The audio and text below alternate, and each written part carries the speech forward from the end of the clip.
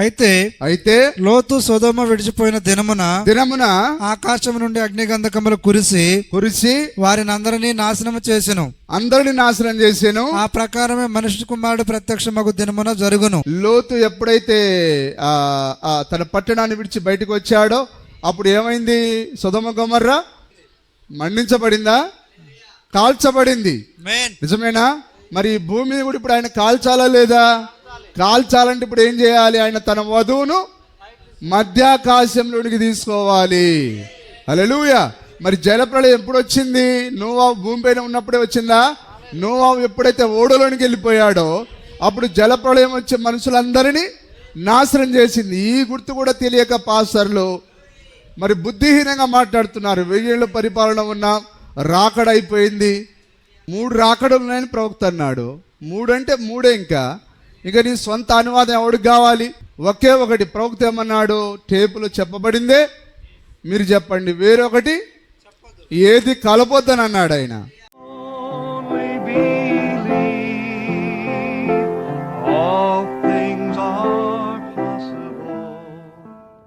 ప్రకటన గ్రంథం 1వ అధ్యాయం 2వ వచనం ఒకసారి చదవండి. ఓకే, మెల్లగా మనం పోదాం వాక్యంలోనికి. ప్రకటన 1వ అధ్యాయం 2వ వచనం.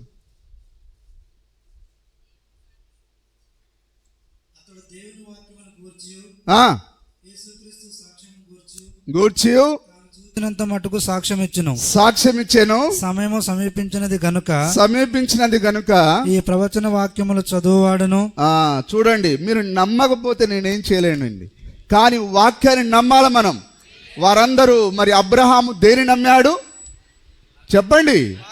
వాక్యాన్ని నమ్మాడు, వాగ్దానం నమ్మాడు. వాగ్దానం చేసిన వాడు నమ్మదగిన వాడు. నువ్వు ఆయన నమ్మకపోతే మరి ఎట్లా విశ్వాసివి?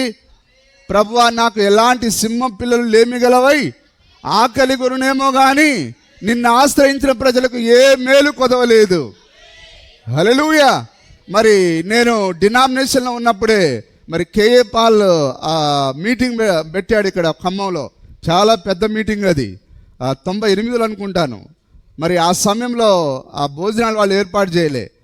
సార్, నేను ఆ డినామినేషన్ పాస్టర్ నేను అన్న, అయ్యా నాకు ఆకలిగా ఉన్నది అని అంటే, మరి కొందరికి తెలియకుండా హోటల్లో భోజనాలు పెట్టిస్తున్నారు. అయితే బ్రదర్ అక్కడ భోజనం పెట్టిస్తున్నారు, మరి అక్కడికి వెళ్దామని చెప్పి. చూడండి, మనం దేవుని పూర్తిగా ఎరగకపోయినా దేవుడు తన బిడ్డలను ఆయన ఎరిగిన వాడాయన. హల్లెలూయా. కాబట్టి దేవుడు నా ఆకలిని చూసిన దేవుడు ఆయన. ఈరోజు మనల్ని చూడట్లేడా? అందరిని చూస్తున్నాడు ఆయన. దేవుని నామానికి మహిమ కలుగును గాక. కాబట్టి మనం పూర్తిగా దేవుని వాక్యాన్ని మనం నమ్మాలి. నమ్మితేనే మనం విశ్వాసనం. ఇక్కడ ఏం చెప్తున్నాడు ఆయన? చదవండి.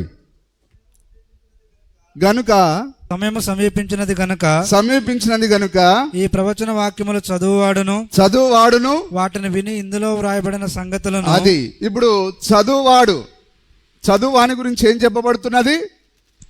దరిద్రుడు అని చెప్పబడుతుందా? ధన్యుడు. హల్లెలూయా. లేదా ధన్యుడు అని చెప్పబడుతున్నది. అంటే ఎంతమంది చదివినా అది బహువచనమా? నిజమేనా? ధన్యులు అని చెప్పబడుతున్నది అక్కడ. ఈ ప్రవచన వాక్యములు చదువువాడును వాటిని విని ఇందులో వ్రాయబడిన సంగతులను గైకుని వారును ధన్యులు. అది ఇందులో బైబిల్ గ్రంథంలో ఉండే ప్రతి వాక్యాన్ని గైకునేవారు. హల్లెలూయా. ఎవరైతే నన్ను విరిగి నలిగిన హృదయంతో నా యందు లక్ష్యముస్తారో వారినే నేను దృష్టించుచున్నాను అన్నాడు ఆయన. అందరిని చూడడు సార్. మరి యెహోవా కరులు లోకమంతటా సంచారం చేస్తున్నాయి. ఆ రోజు దేవుడు మరి ఒక చోట వచ్చి ఆగాడు. ఆయన ఎక్కడికి వచ్చి ఆగాడు? లోకమంతటా సంచారం చేసి నోవాహు దగ్గరికి వచ్చి ఆగాడు. ఆయన నోవాహు ఒక్కడే దేవుని వాక్యాన్ని మరి ఆ యొక్క దృష్టించే విధంగా ఉన్నాడు.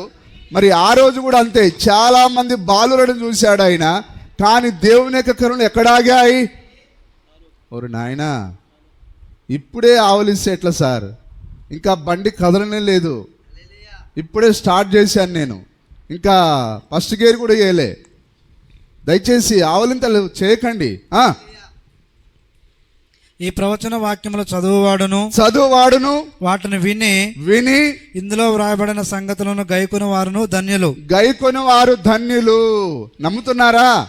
కాబట్టి నమ్మితే మనం ఏం చేస్తాం? ప్రతిదినం మనం వర్తమానం చదువుతాం, ప్రతిదినం వాక్యం చదువుతాం. ఆ మంగళ షాప్ దగ్గర, ఈ మెకానిక్ షాప్ దగ్గర కూర్చొని మరి పనికి మాలిన ముచ్చట్లు పెట్టాం మనం. దరిద్రులన్నారా?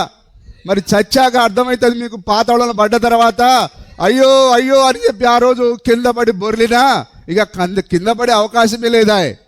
ఎందుకంటే నువ్వు పడిపోతా ఉంటే, ఇప్పుడేమో నే పడిపోతుంటే పట్టుకున్న ప్రేమ ఇప్పుడు పాడతావు, కానీ ఆ రోజు జీవించకపోయావా ఇక నేను పట్టుకునే నాదుడే లేడండి. హల్లెలూయా. దయ్యాలతో సావాసం ఉంటుంది అక్కడ. అవి అరుస్తాయి, నువ్వు అరుస్తావు. చదవండి. గనుక ఈ ప్రవచన వాక్యములు చదువువాడును వాటిని విని ఇందులో వ్రాయబడిన సంగతులను గైకొను వారును ధన్యులు. చదివేవాడు ధన్యుడు, అందులో ఉండే విషయాల ప్రకారంగా జీవించేవాడు ధన్యుడై ఉన్నాడు, ధన్యులై ఉన్నారు. మరి అలాగనే మనం చూద్దాం ఆ యొక్క కీర్తన గ్రంథం 1వ అధ్యాయం 1వ వచనం. దావీదేమంటున్నాడు చూడండి. కీర్తనలు 1:1. దుష్టుల ఆలోచన చొప్పున నడవక. యవనస్తులకు నేను చెప్తున్నాను, మీరు ముందుగా దేవుని వాక్యాన్ని చదవండి. డానికి కానీ విక్టర్కి కానీ దేవుడు మిమ్మల్ని దీవిస్తాడు. ముందు ఉద్యోగాలు సద్యోగం వాటి వైపు కాదు సార్ పరిగెత్తేది.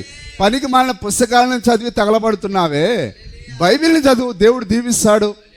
హల్లెలూయా. ఇప్పుడు నేను కూడా టెట్ రాయాలి సార్, నేను చదవకుండా పాస్ అవుతుంది, నేను చూపిస్తాను మీకు. కానీ మీరు రోజు దాని వెనకాల నేను బైబిల్ చదివి పాస్ అవుతా. నా సవాల్ ఇది. మరి ఎందుకంటే మనం మొదట దేవుని నీతిని రాజ్యాన్ని వెదిగితే దేవుడు ఏదన్నా మనకు సాయం చేస్తాడండి. కానీ బైబిల్ చదవకుండా, వర్తమానం చదవకుండా, మీ యవ్వన కాలంలో మీకు వర్తమానం ముందే వచ్చింది, కానీ నాకు ఆ సమయంలో రాలే. నేను బాధపడ్డాను, నా జీవితం ఎంతో పాడు చేసుకున్నాను. కానీ ఈ వర్తమానము మీ బాల్య దినంలో వచ్చినందుకు మీరెంతో దేవునికి రుణపడి ఉండాలి. ప్రభువా, ఇంత గొప్ప వర్తమానం ఇచ్చావు నాయన, నీకే విధంగా నీ రుణం తీర్చగలనని నీవు ప్రతిదినం ఆయన కొరకు జీవించాలి. వర్తమానం వాక్యం చదవకపోతే నీకు దేవుడు జ్ఞానం ఎక్కడి నుంచి ఇస్తాడు? బైబిల్లో ఏం చెప్పబడుతున్నది? యెహోవాయే జ్ఞానం యొక్క ఊటై ఉన్నాడు, సర్వ జ్ఞానముల యొక్క సంపద ఆయన. హల్లెలూయా. కాబట్టి నువ్వు వర్తమానం వాక్యం చదువు, దేవుడు నీకు ఆ లోకస్తుల కంటే ఎక్కువ జ్ఞానాన్ని ఇస్తాడు ఆయన. నీకు ఆ జ్ఞాపక శక్తి ఇవ్వాలంటే ఎవరు ఇవ్వాలి? మరి నువ్వు వర్తమానం చదవకపోతే నీ జ్ఞాపక శక్తి ఎక్కడి నుంచి వస్తుంది? చదవడానికి బాగా చదువుతావు, ఆడిపోయిన తర్వాత ఆయన పేపర్ మార్చేస్తాడు ఆయన. నువ్వు చదివింది ఇవ్వనివ్వడు ఆయన. వర్తమానం పక్కన పెట్టి, వాక్యం పక్కన పెట్టి, రా బిడ్డరా. సమస్యను మార్చగల దేవుడు లేడా? ఉన్నాడా? హల్లెలూయా. దుష్టుల ఆలోచన చొప్పున నడవక పాపుల మార్గమున నిలవక. పాపులు ఏం చేస్తారు? 24 గంటలు స్టడీ స్టడీ స్టడీ స్టడీ. గేదెల్లాగా పొద్దున దోలితే మళ్ళీ నైట్ 7 గంటలకు గొడ్డను కనుక సంతక దోలుకుపోయి మళ్ళా వాడు కొనుక్కున్నాడు మళ్ళా ఆ వ్యాన్ ఎక్కిచ్చి. వింటున్నారా శామ్యుల్ గారు? వినండి సార్, వాక్యాన్ని వినండి. దుష్టుల ఆలోచన చొప్పున నడవక పాపుల మార్గమున నిలవక. ఈరోజు లోకమంతటా ఇప్పుడు దేంట్లో? ఫోన్లో నొక్కుతా ఉంది. మంగళ నాగులు గనక సారాయి తాగిన తర్వాతనే ఊపుడు ఆగుతుంది. మధ్యలో ఎవడైనా మాట్లాడించడానంటే పిచ్చి బుద్ధులు తిట్టేవాడు. మధ్యలో ఆయన తాగేంత వరకు ఓపిక పట్టాలి. తాగిన తర్వాత అప్పుడు మెల్లగా అడుగుతాడు, ఏం అబ్బాయి ఇందాకేదో అన్నావు? ఇప్పుడు మీరేమన్నా తాగుబోతులా? లోకాన్ని తాగారా? దయ్యాన్ని తాగారా? చేతులు ఆడట్లే. ఫోన్ల కొరకు సార్ కాదు, మనం వాక్యం చదవడానికి. ఈ చేతులు దేని కొరకు ఉపయోగించాలి? వాక్యం చదివేదానికి. అపహాసకులు కూర్చుండే చోటను కూర్చుండక యెహోవా ధర్మశాస్త్రమునందు ఆనందించు. ఎక్కడ ఉండాలి ఆనందం? యెహోవా ధర్మశాస్త్రంలో ఆనందం రావాలి. కానీ ఎక్కడుంది యవ్వనస్తులకు ఆనందం? రక్షించినందుకు ఆనందం. నన్ను రక్షించినందుకు కాపాడినందుకు వందనాలయ్యా. ఉందా పాట ఉందా? మరి డినామినేషన్లో ఎంత చక్కగా సంతోషంగా పాటలు పాడుతున్నారే. ఈరోజు వాళ్ళకు మరి నిత్యజీవం ఉన్నదా పాటలు పాడేవారికి? లేదు. కానీ ఎవరికి ఉన్నది? నీకున్నది రక్షణ. నువ్వు పాడాలి. పాట పాడండి అంటే ఒక్కడే సంఘ పెద్ద ఒక్కడే పాడాలి. ఆయనకే వచ్చు, మాకేం సంబంధం సార్. మరి ఇక్కడ పాడనోడివి రేపు ఆయనకి కిరీటం పెట్టి ఏం పాడతావు? కిరీటం పెట్టి ఏం పాడతావు అంటున్నా. మనం ఏం చేస్తాం? ఈ రాణి రాజుకు కిరీటం పెట్టి ఆయనను ఆరాధిస్తుంది. ప్రియా యేసు రాజును నే చూచిన చాలు, మహిమలో నీ నాయనతో ఉంటే చాలు. ప్రియా యేసు చూచిన చాలు, మహిమలో నీ నాయనతో ఉంటే చాలు. Praise the lord. హల్లెలూయా. అందరికంటే ముందుండాలా మనం? అందరిని తోసుకొని పోయి ముందు ఆయనకు మనం కిరీటం పెట్టాలి. ఆ ఆశ నీకు ఆ విధంగా కిరీటం పెట్టాలని ఆశ ఉంటే చర్చికి పరిగెత్తుకొని వస్తావు, బుధవారం పరిగెత్తుకొని వస్తావు. ఆ దినం ఉంది సార్, ఆయన కిరీటం పెట్టే దినం ఒకటి ఉన్నది. దాని కొరకు మనం ఆశ కలిగి ఉండాలి. అప్పుడే మనం ఆయన ముఖాన్ని మనం చూస్తాం. అసలు ఎంత అద్భుతమైన కార్యం అది. మరి ఆ సీనరీని మనం ఊహించుకుంటేనే చాలా అద్భుతమైనది అది. అట్లాంటి గొప్ప కార్యాలు మన ముందు ఉన్నాయండి.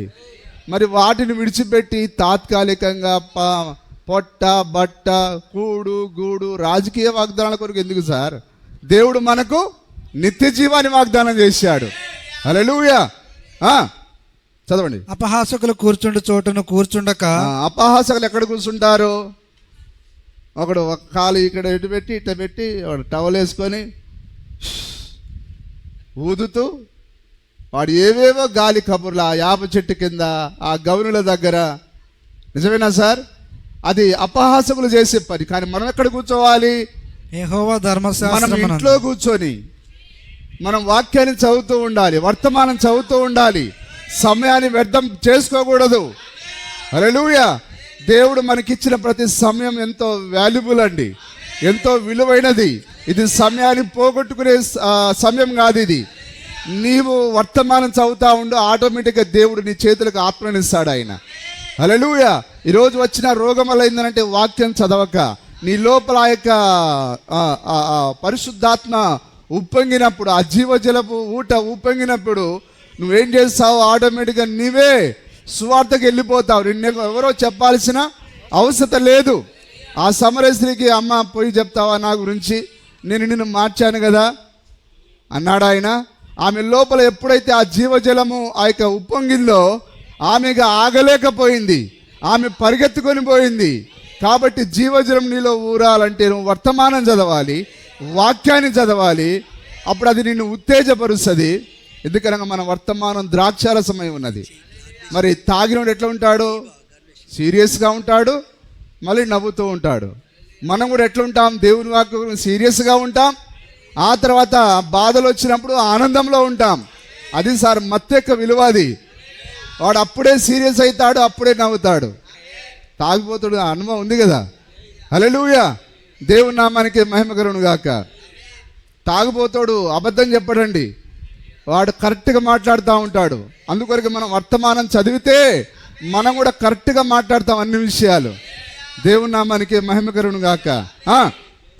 అపహాసకులు కూర్చుండు చోటును కూర్చుండక యెహోవా ధర్మశాస్త్రమునందు ఆనందించుచు దివారాత్రము దానిని ధ్యానించువాడు ధన్యుడు. ఎక్కడ ఆనందం చేయాలి మనం? యెహోవా ధర్మశాస్త్రంలో మనకు ఆనందం కావాలి. దీవారాత్రము దానిని ధ్యానించువాడు ధన్యుడు. ధ్యానం చేయాలంటే దీనిని దీవా పగలు రాత్రి అని తేడా లేకుండా దీవారాత్రులు దాన్ని ధ్యానం చేయాలి. హల్లెలూయా. దీవారాత్రులు ధ్యానించుచు దీవారాత్రము దానిని ధ్యానించువాడు ధన్యుడు. ధన్యుడు ఎవరిప్పుడు ధన్యులు? అక్కడ ప్రకటన గ్రంథంలో మనం చూసాం. మరి ప్రవచన గ్రంథమును చదువువాడు ధన్యుడు అని చెప్పబడుతున్నది. ఇక్కడ యెహోవా ధర్మశాస్త్రమును చదువువాడు ధన్యుడు అని చెప్పబడుతున్నది. యెహోవా ధర్మశాస్త్రమునందు ఆనందించుచు దీవారాత్రము దానిని ధ్యానించువాడు ధన్యుడు. అతడు నీటి కాలువలో ఎవరను నాటబడినదై ఆకు వాడక తన కాలమందు ఫలమిచ్చు చెట్టు వలె ఉండును. అతడు చేయనిదంతయు సఫలమగును. అది మనకు అన్ని అపశకునాలు ఎందుకు వస్తున్నాయి? వాక్యం చదవక. కానీ నువ్వు దీవారాత్రులు వాక్యం వర్తమానం చదువు, అతడు చేయునదంతా సఫలమగును. దేవుడు అబద్ధం ఆడతాడా? నేను ఆడొచ్చు కానీ దేవుడు ఆడతాడా? వాక్యం చెప్పబడట్లేదా? అతడు చేయునదంతయు సఫలమగును. హల్లెలూయా. అందుకొరకే మోసే సఫలమయ్యాడా? ఎందుకొరకు వాక్యం కొరకు నిలబడ్డాడు. దావీదు సఫలమయ్యాడా? ఎందుకొరకు వాక్యం కొరకు నిలబడ్డాడు. దానియేలు సఫలమయ్యాడా? ఎందుకొరకు వాక్యం కొరకు నిలబడ్డాడు. హల్లెలూయా. ఏసేపు పెద్ద డిగ్రీలు చదవలేదండి ఆయన, కానీ దేవుని కొరకు జీవించినందుకు దేవుడు ఏం చేశాడు? ఫరోకు కలవరం పుట్టించాడు. ఫరోకు కల రావడం ఏంటిది? ఆ కళకు అర్థం ఎవరు చెప్పకుండా ఉండడం ఏంటిది? ఈ సీనరీ అంతా క్రియేషన్ ఎవరు చేయాలి? దానిని ఎందుకొరకు? ఆ యొక్క యోసేపును పైకి లేవనెత్తే దానికి, పైకి లేవనెత్తే దేవుడు ఇంకా ఉన్నాడు. ఆమేన్. He is here. ఆయన ఇంకా ఇక్కడ ఉన్నాడు. ఆయన ఏదైనా చేయగలడు. ఆయనను ఆయన శక్తిని అంచనా వేయకుండా మేము నమ్ముకున్నామంటే దయ్యం కూడా నమ్ముకున్నది. పొద్దునే ప్రభువా నాకు బకరాగాళ్ళను చూపిన ఆయన, మరి నీ చిత్తంలో ఎవరెవరైతే లేరో వాళ్ళని మోసం చేసేటట్టు చేయని వాడు పొద్దున్నే సాంబ్రాణి వేసి ప్రార్థన చేసుకొని వాడు బయలుదేరుతాడు. నా మాట అబద్ధం అంటున్నారా? పర్మిషన్ లేకుండా రాడు సార్ వాడు. హల్లెలూయా. కాబట్టి స్నేహితులారా, జాగ్రత్తగా వాక్యాన్ని గౌరవించండి. దేవుడు అక్కడే మీ ఆశీర్వాదాలను పట్టుకొని ఉన్నాడు. ఆయన చేతిలో ఆశీర్వాదాలు ఉన్నాయి. ఆయన తన ఏకైక కుమారుని ఆయన అడగక ముందే ఇచ్చాడు. నిజమేనా? ఇప్పుడు నువ్వు అడిగితే ఇవ్వడా? అక్షరాలు ఇస్తాడు. అడుగుడి మీకు ఇవ్వబడును, తట్టుడి మీకు తీయబడును అన్నాడు ఆయన. కాబట్టి ఇప్పుడు మనం ఏం చేయాలి? మొదట ఆయన నీతిని, రాజ్యాన్ని వెతకాలి. అప్పుడు దేవుడు మనకు ఆయన సమస్యని అనుగ్రహిస్తాడు. కాబట్టి మనకున్న చదువునంతా వాక్యం చదవడానికి, వర్తమానం చదవడానికి ఉపయోగించాలి. ఏది లేకున్నా పర్వాలేదండి, కానీ నిత్య జీవం లేకుండా మనం జీవించవద్దు. నిత్య జీవమే మనకు ప్రాముఖ్యమైనది. హల్లెలూయా. సరే, యవనస్తులు దీనిని మరి జాగ్రత్తగా జ్ఞాపకం ఉంచుకోవాలని కోరుతున్నాను. మరి దీవారాత్రులు వాక్యాన్ని చదవండి, దేవుడు మిమ్మల్ని దీవిస్తాడు. సరే, మెల్లగా మనం వర్తమానంలోనికి వెళ్దాం. లూకాసు వార్త ఒకసారి మనం చదువుదాం. ఇదిగో ఓకే, చదవండి. ఇదిగో ఆ దినమందు వారిలో ఇద్దరు యెరూషలేమునకు ఆమె దూరమునున్న ఎమ్మాయి అని ఒక గ్రామమునకు వెళ్ళుచు జరిగిన ఈ సంగతులన్నిటిని గూర్చి ఒకరితోనొకరు సంభాషించుచుండిరి. వారు సంభాషించుచు ఆలోచించుకొనుచుండగా యేసు తానే దగ్గరకు వచ్చి వారితో కూడా నడిచెను. హల్లెలూయా. ఇప్పుడు దేవుడు మాట్లాడగలడు. దేవుడు మాట్లాడతాడా? ఆయన ఎట్లా మాట్లాడతాడు? హల్లెలూయా. ఆయన ఏదో నువ్వు పడుకున్నప్పుడు వచ్చి ఆయన మరి తెల్లటి వస్త్రాలు వేసుకొని దగదగ ఆ యొక్క వెలుగుతో రాడు, కానీ ఆ యొక్క కిరణాలతో క్యాథలిక్ వాళ్ళు పెట్టిన ఆ ఫోటోలాగా కుమారుడు అని చెప్పి నీ పైన కిరణాలు, ఏదో సూర్యకిరణాలు ప్రసరింపజేయడు. కానీ దేవుడు నీతో మాట్లాడాలంటే ఒకే ఒక విధానం. హల్లెలూయా. అదే వాక్యం ద్వారా నీతో మాట్లాడుట, లేదా ప్రవచనం ద్వారా నీతో మాట్లాడుట. దేవుని యొక్క విధానం ఏంటంటే ప్రవచనం ద్వారా మాత్రమే ఆయన సంగతులను స్పష్టపరుస్తాడు. హల్లెలూయా. అందుకొరకే ప్రవక్త ఒక వర్తమానం బోధించాడు. ప్రవచనం ద్వారా స్పష్టపరచబడిన సంగతులు అనే వర్తమానం బోధించాడు. కాబట్టి నీకు ఒక విషయము తేటగా అర్థం కావాలంటే దానికి ఒక ప్రవచనం కావాలి. ఆ ప్రవచనం ద్వారానే దేవుడు తన్ను తాను స్పష్టపరుచుకుంటాడు, తన్ను తాను ఆయన బయలుపరుచుకుంటాడు. కానీ ఈరోజు వాక్యంతో నిలబడకుండా, హల్లెలూయా, ఈరోజు మరి ప్రపంచవ్యాప్తంగా ఎవరున్నారు? అబద్ధికులు తయారయ్యారు. నిజమేనా? వారు వాక్యంతో నిలబడరు, మరి గడియ వర్తమానంతో నిలబడరు. కానీ రాత్రికాల సమయంలో దేవుడు నాతో మాట్లాడాడు. ప్రియులారా, ఆయన వెలుగు ఎంతో దగదగా మెరిసిపోతూ ఉన్నది. ఆయన నాతో ఒక్కటే అన్నాడు. ఆయన ఏమన్నాడు? ఆయన ఈ ప్రజలను బాగా దోచుకోమని చెప్పాడా? అట్లా వస్తాడు ఆయన? ఒకవేళ దేవుడు తన విధానాన్ని మార్చుకుంటూ పోయేవాడైతే ఆయన నిన్న నేడు నిరంతరం ఏకరీతిగా ఉండేవాడు కాడాయన. కానీ దేవుని యొక్క విధానం, హల్లెలూయా, ఇప్పుడు మనం చదువుతున్న ఈ సందర్భం ఎక్కడిది? యేసుక్రీస్తు మరణించి మరి తిరిగి లేచిన ఆ సందర్భంలోనిది. ఎంతమంది నమ్ముతున్నారు? ఆ సందర్భంలో మరి ఆ యొక్క క్లేప మరియు అతని యొక్క స్నేహితుడు ఇద్దరు వారు మరి ఆ జరిగిన సంగతుల గురించి ఆలోచన చేస్తూ వారు ఒకరితో ఒకరు మాట్లాడుతూ ఎమ్మాయి గ్రామానికి వెళ్తూ ఉన్నారు. హల్లెలూయా. అప్పుడు యేసుక్రీస్తే వారి మధ్యలోనికి వచ్చి ఇప్పుడు ఆ ఇద్దరు శిష్యులకు మరియు యేసుక్రీస్తుకు మధ్యలో జరుగుతున్న సంభాషణ ఇది. హల్లెలూయా. వారు సంభాషించుచు ఆలోచించుకొనుచుండగా యేసు తానే దగ్గరకు వచ్చి వారితో కూడా నడిచెను. అయితే వారు ఆయన గుర్తుపట్టలేకుండా వారి కన్నులు మూయబడెను. గుర్తుపట్టలేకుండా వారి కన్నులు మూయబడెను. ఆయన మీరు నడుచుచు ఒకరితో ఒకరు చెప్పుకొనుచున్న ఈ మాటలేమని అడుగగా, ఇప్పుడు వింటున్నారా జాగ్రత్తగా? ఈ ఇద్దరు శిష్యులు ఆయనతో పాటు ఉన్నవారు. ఆ రోజు ఆయన 33.5 సంవత్సరాల భూమి మీద ఉన్నాడా? ఎప్పుడు జరిగిన సంగతి ఇది? 2000 సంవత్సరాల క్రితం జరిగిన సంగతి ఇది. ఆయన వారితోనే తిరిగాడు ఆయన. అప్పుడు ఆయన ఏం చేయాలా? అరే, నా బిడ్డలు ఇంత బాధపడుతున్నారు, నేను రాత్రి పోయి కలలో వారికి నేను దగదగ వెలుగుతో పోయి, నాయనలారా మీరు దుఃఖపడనేలా చింతించనేలా నేను తిరిగి లేచాను నాయన, మీరు దుఃఖపడకూడదు అని ఆయన చెప్పాలి ఆయన. కానీ అట్లా చెప్పాడా? హల్లెలూయా. కానీ ఆయన వారి మధ్యలోనికి ఒక బాటసారి వలె వారి మధ్యలోనికి వచ్చి ఇప్పుడు ఆయన వారితో ఏం మాట్లాడుతున్నాడో చూడండి. హల్లెలూయా. ఆయన మీరు నడుచుచు ఒకరితో ఒకరు చెప్పుకొనుచున్న ఈ మాటలేమని అడుగగా, వారు చెప్పాల్సిన అవసరం లేదు, కానీ ఆయన అడుగుతున్నాడు. ఆయన నిజమేనా?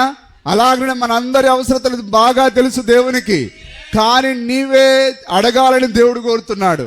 ప్రభువా, నాకు ఫలానా అవసరత ఉన్నది, దీని విషయంలో సాయం చేయి ప్రభువా. నిజమేనా? ఆయన అన్ని ఎరిగిన వాడు ఆయన. అయినా సరే ఆయనకు మనం విన్నవించుకోవాలి, లేదా ప్రార్థన రూపంలో దేవునికి మనం తెలియపరచాలి. అలాగనే ఆయనకు తెలిసినా కానీ ఇప్పుడు ఆయన అడుగుతున్నాడు. జాగ్రత్త, వింటున్నారా? అర్థమవుతున్నవారు ఆమేన్ చెప్తారా? హల్లెలూయా. మీరు ఒకరితో ఒకరు మాట్లాడుతున్న సంగతులు ఏమని వారిని అడుగుగా, వారు దుఃఖముఖులై నిలిచిరి. వారిలో క్లేఫా అనువాడు యెరూషలేములో బస చేయుచు ఉండి ఈ దినములలో అక్కడ జరిగిన సంగతులు నీ ఒక్కడవే ఎరుగవా. క్లేప గారిది ఏ ఊరు? యెరూషలేం. కానీ ఇప్పుడు వాళ్ళు ఎక్కడికి వెళ్తున్నారు? మాట్లాడుకుంటూ ఎమ్మాయి అనే గ్రామానికి వెళ్తున్నారు. హల్లెలూయా. అయ్యా, మరి 3 రోజుల క్రితం జరిగిన సంగతి నీకు ఒక్కడికే తెలియదా? నువ్వేమన్నా ఈ ప్రాంతంలో కొత్తవాడివా అని ఎవరిని అడుగుతున్నారు? వాళ్ళు తిరిగి వాళ్ళ ప్రభునే అడుగుతున్నారు.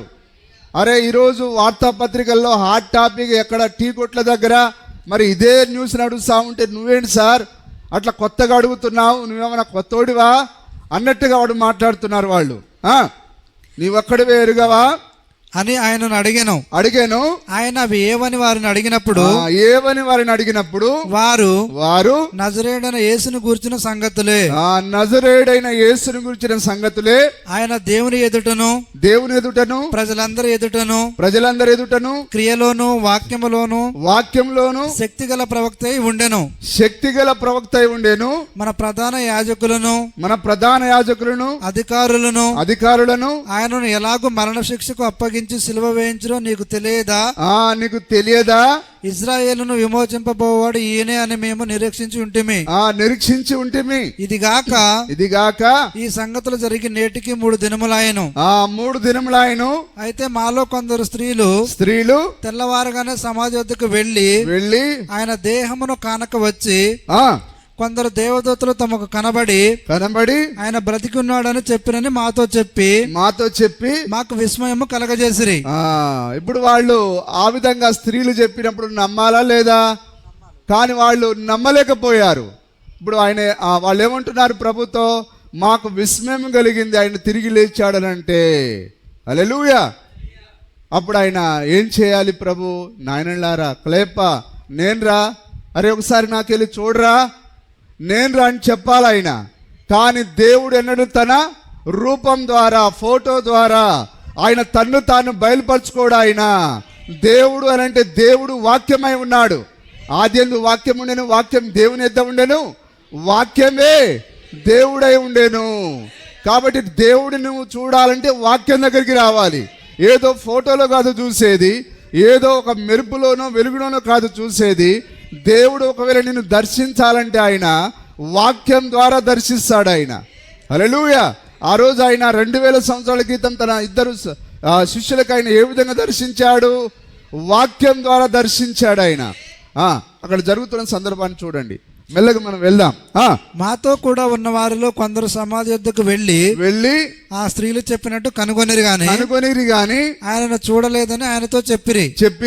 అందుకాయన అవివేకులారా హల్లెలూయా. నాయనలారా, ఇంత దానికి మీకు ఎందుకు చింత? ఇదిగో నా యొక్క ముఖాన్ని చూడు, నా యొక్క శరీరాన్ని చూడని ఆయన తన దేహాన్ని కనబరచట్లేడు ఆయన. కానీ ఇప్పుడు దేవుడు ఏం చేయగోరుతున్నాడు? వింటున్నారా సహోదరులారా?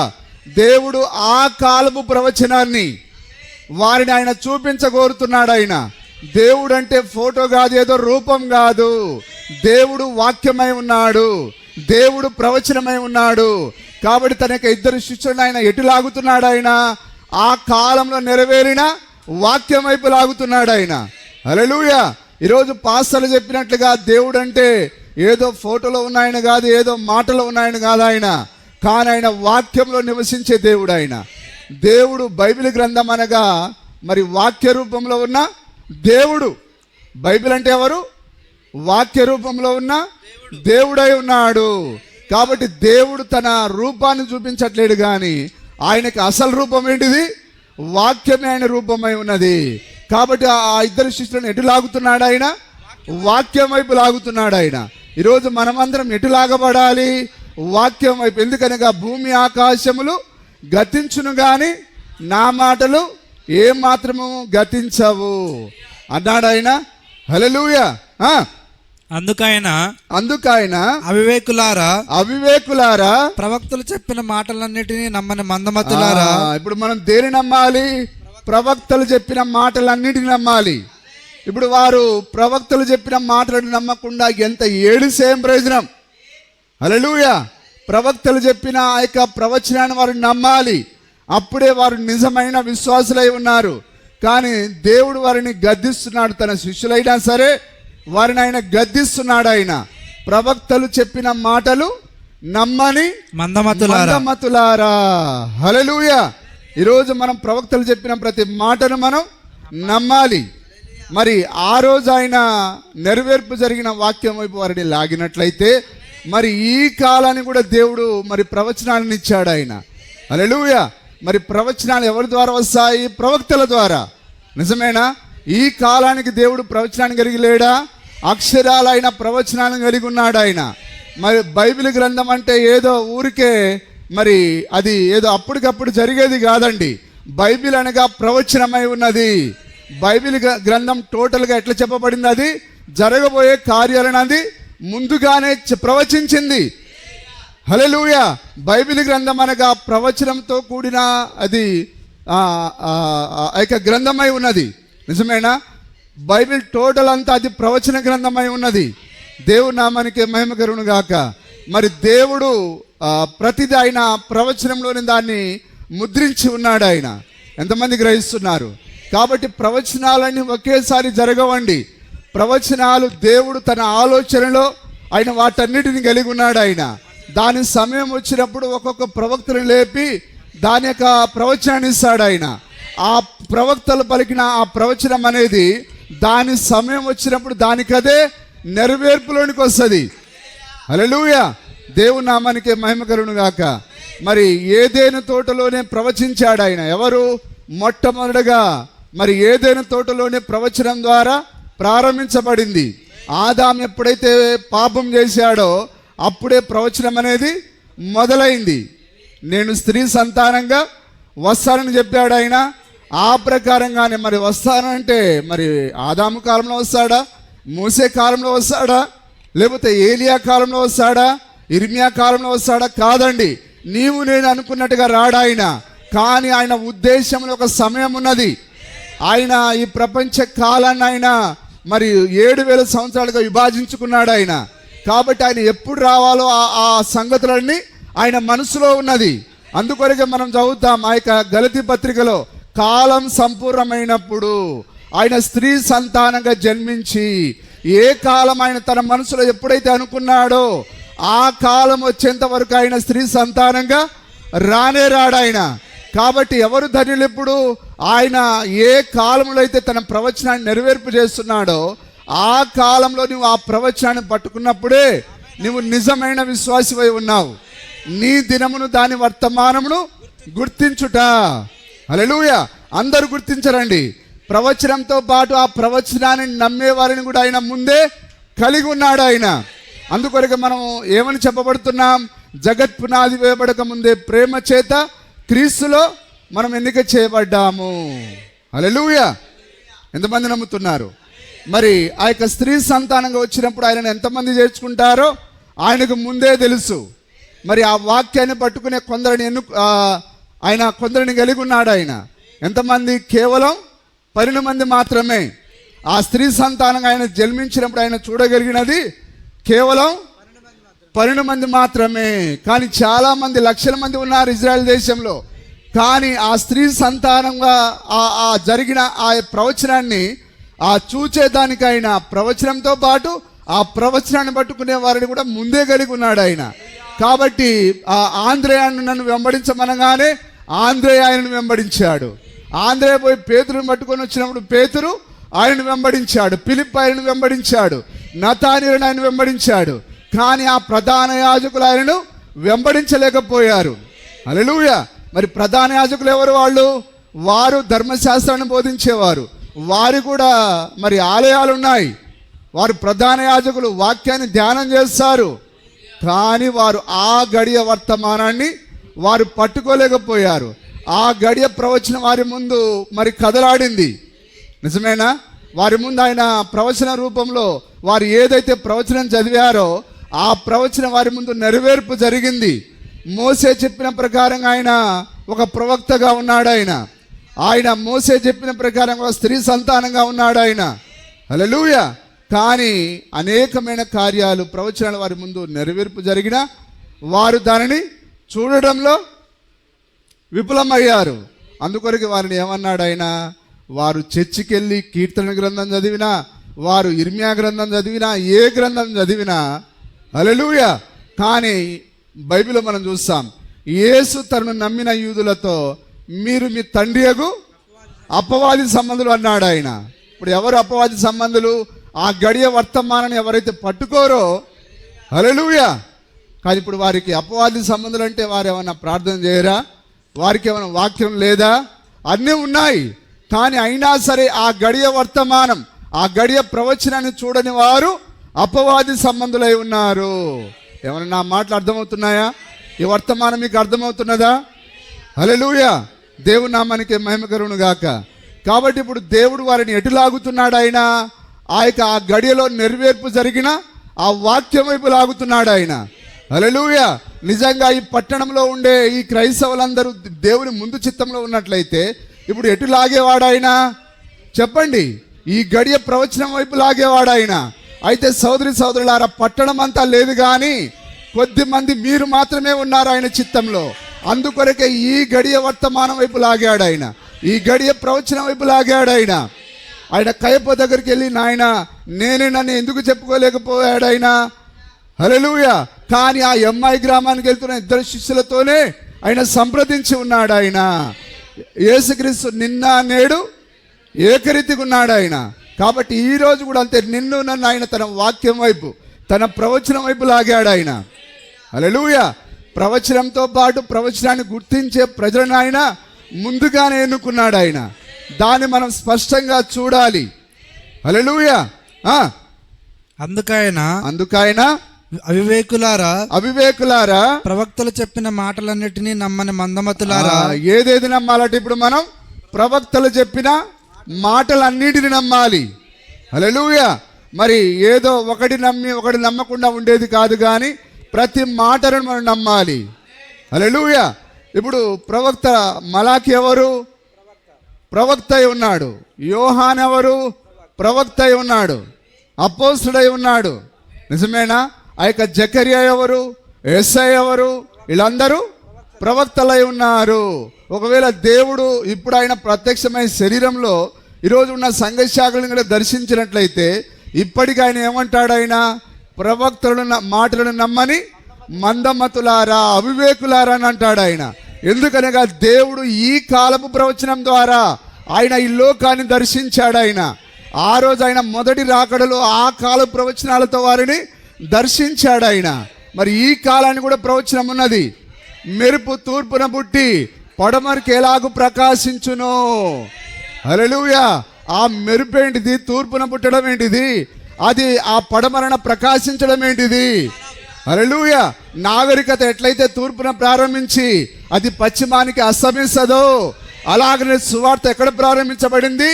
తూర్పులో ప్రారంభించబడి, అందుకొరకే సన్సెట్ పర్వతం పైన అది పగలు కాదు, రాత్రి కాదు, అస్తమయ కాలమున వెలుతురు కలుగును.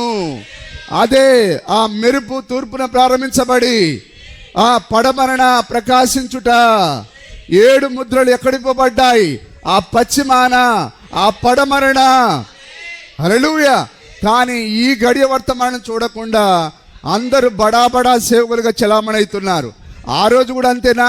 అన్న కయప్ప ప్రధాన యాజకులు, కానీ వారు ఆ దినపు లేఖనాన్ని చూడలేకపోయారు, ఆ దినపు ప్రవచనాన్ని వారు చూడలేకపోయారు. అందుకొరకే వారిని ఏమన్నాడు ఆయన? మీరు మీ తండ్రియగు అపవాది సంబంధులు అన్నాడు ఆయన. హల్లెలూయా. నిజంగా మనం బైబిల్ అంతటిని ఒక ప్రవచన గ్రంథంగా మనం చూడాలి. అది ఎల్లప్పుడూ ప్రవచిస్తూనే ఉన్నది. అది బైబిల్ గ్రంథం ఎప్పుడు అది ప్రవచన గ్రంథం, అది ఎల్లప్పుడూ ప్రవచిస్తూనే ఉన్నది. మరి యేసయ్య ప్రవచించాడు, అది దానికి ఎన్నడూ ముగింపు లేదండి. ఏం ప్రవచించాడు ఆయన? మీరు కళ్ళుండియు చూడరు అని అన్నాడు ఆయన, చెవులుండియు వినరు అని అన్నాడు ఆయన. ఆ ప్రవచనము యేసు ప్రభు కాలంలో ఆయన దాన్నే వాడాడు. మరి అపోస్తలులు ప్రణుగురు కూడా వారు దానినే వాడారు. ఇప్పుడు ప్రవక్త కూడా దానినే వాడాడు. హల్లెలూయా. ఈరోజు వారు చదవడానికి చదువుతున్నారు, కానీ ఈ గడియలో వారి ముందు ఈ ప్రవచనం నెరవేర్పు జరిగింది. ఈ దినము ఈ లేఖనము మీ వినికిడిలో నెరవేరినది. ఏ ప్రవచనము? అది పగలు కాదు, రాత్రి కాదు, అస్తమయ కాలంలో వెలుతురు కలుగును. విలియం బ్రెన్హామ్ ద్వారా ఆయన ఆ సమస్త మర్మాలు ఇచ్చాడు ఆయన. అది ఈరోజు మన దినములలో అది నెరవేర్పు జరిగినది. హల్లెలూయా. ఆ యొక్క ప్రకటన గ్రంథం 10వ అధ్యాయం 1 నుంచి 7 వచనం మనం చదివినప్పుడు 7వ దూత పలుకు దినములలో దేవుడు తన దాసులకు ప్రవక్తలకు తెలిపిన సువార్త ప్రకారము దేవుని మర్మములు. హల్లెలూయా. ఎంతమంది ఆమేన్ చెప్తారు? దేవుడు చెప్పిన ప్రతి మాట జరిగి తీరాల్సిందే. ఏది కూడా వ్యర్థంగా పోదండి. నిజమేనా? ఇప్పుడు ఆయన అబ్రహాము మనం సంతానమేనా? మనమందరం ఎవరు? అబ్రహాం యొక్క రాజు సంతానం మనం. అందుకొరకే మనకు ఏ కులం లేదండి. కులాన్ని నమ్మేవాడు ఎవరంటే వాడు అన్యుడు, వాడు దయ్యం. హల్లెలూయా. మరి దేవుడు ఆదాముకు పెళ్లి చేయాలనుకున్నాడు. ఆదాము ఏమన్నాడంటే, సార్ మరి ఏ కులపు దాన్ని తీసుకొచ్చి నాకు పెళ్లి చేస్తావు అని ఆదాము దేవుణ్ణి అడిగాడు అనుకోండి. అప్పుడు నీకు ఏ కులపుది కావాలరా? డక్కల్దా లేకపోతే దొమ్మిరిదా? ఎవరు కావాలి నీకు? ఏం సార్ బుద్ధి జ్ఞానం ఉందా ఎవరికన్నా? మా ఆవిడ ఒప్పుకోలేదండి. నువ్వు పాతాళంలో పడ్డ తర్వాత అప్పుడు మీ ఆవిడ ఒప్పుకుంటుంది. ఆదాముకు పెళ్లి చేసేటప్పుడు కులం ఉన్నదా? ఆదాములోని మనం అందరం వచ్చాం, తెలుసు కదా. ఒకవేళ నువ్వు దాన్ని నమ్మకపోతే ఇక నువ్వు అసలు విశ్వాసవే కాదు. ఆదాములో నుండే ఆదాము యొక్క భార్య తీయబడింది. నిజమేనా? ఆదామే సమస్త మానవాళి యొక్క మూల పురుషుడు. మరి ఆదాముకే కులం లేనప్పుడు ఆదాము యొక్క తండ్రి ఎవరు? ఆదాము యొక్క తండ్రి ఎవరు? ఎవరు సార్? యేసుక్రీస్తేనా? మరి యేసుక్రీస్తుకి ఏ కులం లేనప్పుడు, ఆదాముకి ఏ కులం లేనప్పుడు నువ్వు ఎట్లా డక్కలోడవినవురా? చెప్పండి. హల్లెలూయా. కాబట్టి కుల గజ్జి కలిగిన వారు పరలోకానికి వెళ్ళనే వెళ్ళరు. ఎక్కడున్నాం ఇప్పుడు మనం? రాజ సంతానపు కాలంలో మనం ఉన్నాం. ఇది మరి ఆ లోతు దినములో జరిగినట్లును మరలా జరుగును అన్నాడు ఆయన. లోతు దినములో ఏం జరిగింది? ఆ అబ్రహాము దగ్గరికి వాక్యం వచ్చింది, ఆ యెహోవా దేవుడు దర్శించాడు, ఆ జరగబోయే కార్యాలన్నింటినీ ఆయన బయలుపరిచాడు. ఆయన ఈరోజు నువ్వు రాజ సంతానం కాబట్టే ఈ లోకానికి ఏం జరుగుతున్నదో అదంతా ఆయన నీకు బయలుపరుస్తున్నాడు ఆయన. కాబట్టి సోదరులారా, మీరు రాజ సంతానం. మీరు ఏ కులానికి మిమ్మల్ని మీరు ఆపాదించుకోవద్దు. ఏ కులంతో మనకు పొత్తు లేదు. కానీ మనం అబ్రాహాము యొక్క రాజ సంతానం. రాజ సంతానానికి మాత్రమే పరలోకం ఉన్నది. నిజమేనా? దేవుడు అబ్రహాముతో వాగ్దానం చేశాడు, ఇదిగో అబ్రహామా, ఇదిగో నీ పిల్లలు తమది కాని దేశంలో 400 సంవత్సరాలు బానిసత్వంలో ఉంటారు అన్నాడా? ఎంతమంది తెలిసింది? నేను అక్కడి నుండి వారిని నా బలమైన హస్తంతో విడిపిస్తాను. హల్లెలూయా. ఆ ప్రకారంగానే 400 సంవత్సరాల తర్వాత దేవుడు అక్కడ ప్రవచిస్తూ ఉన్నాడు. అక్కడ అబ్రహాము దగ్గర ప్రవచనం చెప్తూ ఉన్నాడు ఆయన. ఆ నెరవేర్పు ఎప్పుడు జరిగింది? జరిగిందా జరగలేదా? చరిత్ర కూడా దాని సాక్ష్యం ఇస్తున్నది. హల్లెలూయా. ఆ ఐగుప్తులో నుంచి ఆయన 400 సంవత్సరాల తర్వాత తన బలమైన హస్తం అంటే మోసే ద్వారా వారికి ఆయన విమోచన కలగజేశాడు, ఆయన విడుదలను కలగజేశాడు ఆయన. మరి దేవుడు ఆ రోజు మాట ఇచ్చి నెరవేర్చినట్లయితే, ఓ సంఘ శాఖల యొక్క ప్రజలారా, ఈరోజు దేవుడు ఏమన్నా తప్పిపోయాడా? ఏమన్నా మారిపోయాడా? ఆయన అన్నాడు, యెహోవా మహాదినం రాకమునుపు మలాకి ద్వారా చెప్పబడిన ప్రవచనం అది వ్యర్థంగా పోదండి. ఆ యెహోవా మహాదినం రాకముందు ప్రవక్తను పంపిస్తాడు ఆయన. ఆ ప్రకారంగానే విలియం బ్రనహామును పంపించాడు ఆయన. ప్రపంచ దేశాలన్నిటిని తిప్పాడు ఆయన. ఆయన కేకలు వేశాడు ఆయన, ఓ ప్రజలారా, ఆ సంవత్సరం నుంచి బయటికి రండి, ఆ సంవత్సరం నాశనం కాబోతున్నది. ఆ 18వ అధ్యాయంలో దేవుడే కేక వేస్తున్నాడు, నా ప్రజలారా దాని పాపంలో పాలివారు కానున్నట్లు దానిని విడిచి బయటికి రండి. హల్లెలూయా. అందుకొరకే ఆ స్వరం మనకు వినిపించింది. మనం బయటికి వచ్చి ఉన్నాం. కానీ వాళ్ళు రావట్లేరంటే వారు ముందుగా ఈ ప్రవచనానికి నిర్ణయించబడిన వారు కారు వాళ్ళు. ఇప్పుడు దేవుడు ఏ విషయంలో తప్పిపోయాడో నాకు చెప్పండి. ఆయన ఆ యొక్క ఆదాముతో ప్రమాణం చేశాడు, స్త్రీ సంతానంగా వస్తారని. ఆ విధంగా ఆదాము చూడకపోయినా దేవుడు వచ్చాడా లేదా? అక్షరాల. హల్లెలూయా. ఆ యొక్క హవ్వతో ఆదాము మాట్లాడినాడా? డియర్ హనీ, ఇదిగో ఆ ఏదైనా తోటలో మనతో ప్రమాణం చేసిన ఆయన, ఇదిగో మనల్ని విడిపించేదానికి వచ్చాడు. ఇదిగో ఇది ఆయన స్వరమే. ఆదామా ఆదామా నీవెక్కడని, ఇదిగో ఆ స్వరమే నాతో ఈరోజు మన మధ్యలోనికి వచ్చింది. ఎక్కడికి వెళ్ళాడు ఆయన? చనిపోయి పాతాళానికి వెళ్ళాడు ఆయన. ఎవరున్నారు అక్కడ? ఆ పాత నిబంధన పరిశుద్ధులు ఉన్నారు అక్కడ. హల్లెలూయా. ప్రవక్త అక్కడ జరిగిన సంభాషణను మాట్లాడింది చదవలేదా మీరు?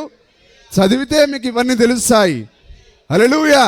ఓ ఆ యొక్క మరి యోబు చెప్తున్నాడట, నా విమోచకుడు సజీవుడని నేను ఎవరి గురించి అయితే చెప్పానో నేను వింటిని కానీ ఇప్పుడు నేను నా కళ్ళారా చూస్తున్నాను, నా విమోచకుడు సజీవుడు. హల్లెలూయా. వారి సంభాషణ ఎంత అద్భుతకరంగా ఉన్నది అక్కడ. ఏవండి, స్వరం ఎక్కడో విన్నట్టుంది. అవును శారా, ఆ సింధూర వనంలో ఇదిగో మీదిటికి నేను మరలా వస్తానని చెప్పిన ఆ స్వరం ఇదే. ఆయనే మన దగ్గరికి వచ్చాడు. ఆయన ఎక్కడ తప్పిపోయాడని మీరు అంటారు. హల్లెలూయా. ఆయన ప్రతి వాగ్దానం విషయంలో ఆయన నమ్మకంగా ఉన్నాడు. ఆయన వాక్యంతోనే ఉన్నాడు ఆయన. హల్లెలూయా. చదువుదాం ఇది. శ్రమపడి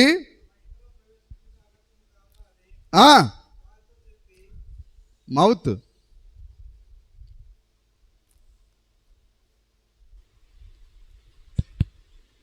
క్రీస్తు ఇలాగు శ్రమపడి తన మహిమలో ప్రవేశించు. క్రీస్తు అంటే ఎవరు? యెహోవా దేవుడు. హల్లెలూయా. అల్పకాలం పాపభోగం అనుభవించడం కంటే క్రీస్తుని గురించి నింద గొప్ప భాగ్యం అని. ఈరోజు మనకు ముగ్గురు దేవుళ్ళు లేరండి, ఒకే ఒక దేవుడు ఉన్నాడు. ఆయనయే గొప్ప యెహోవా దేవుడు. ఆ యెహోవాయే యేసుక్రీస్తు అయి ఉన్నాడు. నేను నా తండ్రి నామమున వచ్చి ఉన్నాను. తండ్రికి ఉన్న నామం ఏంటిది? యేసు అనే నామం. నిజమేనా? అదే నామం ఎవరికి పెట్టబడింది? అదే నామం ఎవరికి పెట్టబడింది? కుమారునికి. ఇప్పుడు కుమారుని నామం ఎవరికి పెట్టబడింది? కుమారుని యొక్క భార్యకు, వధువుకు. ఈమె ఎవరు? శ్రీమతి యేసు. శ్రీమతి. హల్లెలూయా. మొద్దులు సార్, మొద్దులు రుద్దాలి.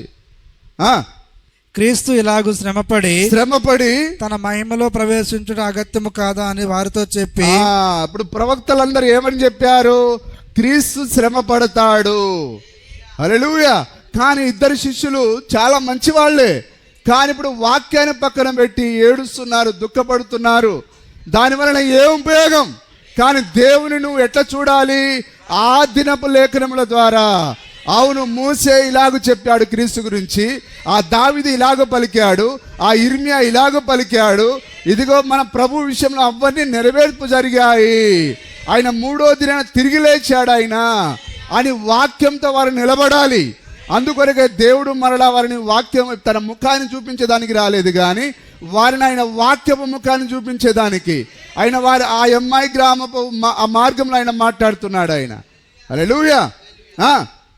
మోషేయు సమస్త ప్రవక్తలను మొదట కొన్ని లేఖనములన్నిటిలో మోసే స్త్రీ సంతానంగా వస్తాడని చెప్పింది ఎవరు? మోసే. నా వంటి ప్రవక్తలను మీ సోదరుల నుంచి పుట్టించని చెప్పింది ఎవరు? మోసే. హల్లెలూయా. కాబట్టి ఆయన మొదటగా ఎవరి పేరు చెప్పాడు? ఆయన మోసే పేరు చెప్పాడు ఆయన. మోసే మొదలుకొని సమస్త ప్రవక్తలందరూ ఆ క్రీస్తుని గురించే ప్రవచించారు. హల్లెలూయా. ఇప్పుడు ఆ ప్రవచనం, అందరి యొక్క ప్రవచన నెరవేర్పుగా ఆయన ఆ కాలం సంపూర్ణమైనప్పుడు ఆయన స్త్రీ సంతానంగా వచ్చాడు ఆయన. హల్లెలూయా.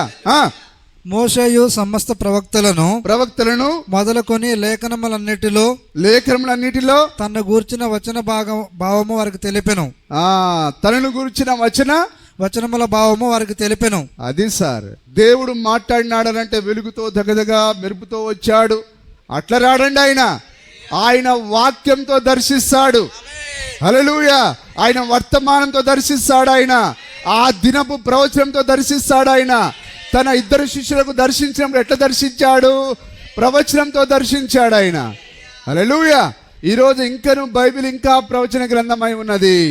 ఇంకా మనకి ఏ ప్రవచనం ఉన్నది? ఇదిగో ఆయన దొంగ వలె వస్తున్నాడు. ఇంకా ప్రవచనం అది ఒక రోజు నెరవేర్పు జరగనై ఉన్నది. ప్రకటన 10వ అధ్యాయం 7వ వచనం అనేది 1963 వరకు అది ప్రవచనమై ఉన్నది. కానీ 63లో అది ఏమైంది? ఈ దినము, ఈ లేఖనము మన వినికిడిలో నెరవేర్పు జరిగినది. హల్లెలూయా. నిజమేనా? అలాగనే ఈరోజు మరొక మాట ఉన్నదా? ఇదిగో పెళ్లి కుమారుడు, అతనిని ఎదుర్కొనరండి. మనం నిజంగానే ఆయనను మధ్యాకాశంలో ఎదుర్కొనబోతున్నాం. ఇంకా అది ప్రవచనమై ఉన్నది. హల్లెలూయా.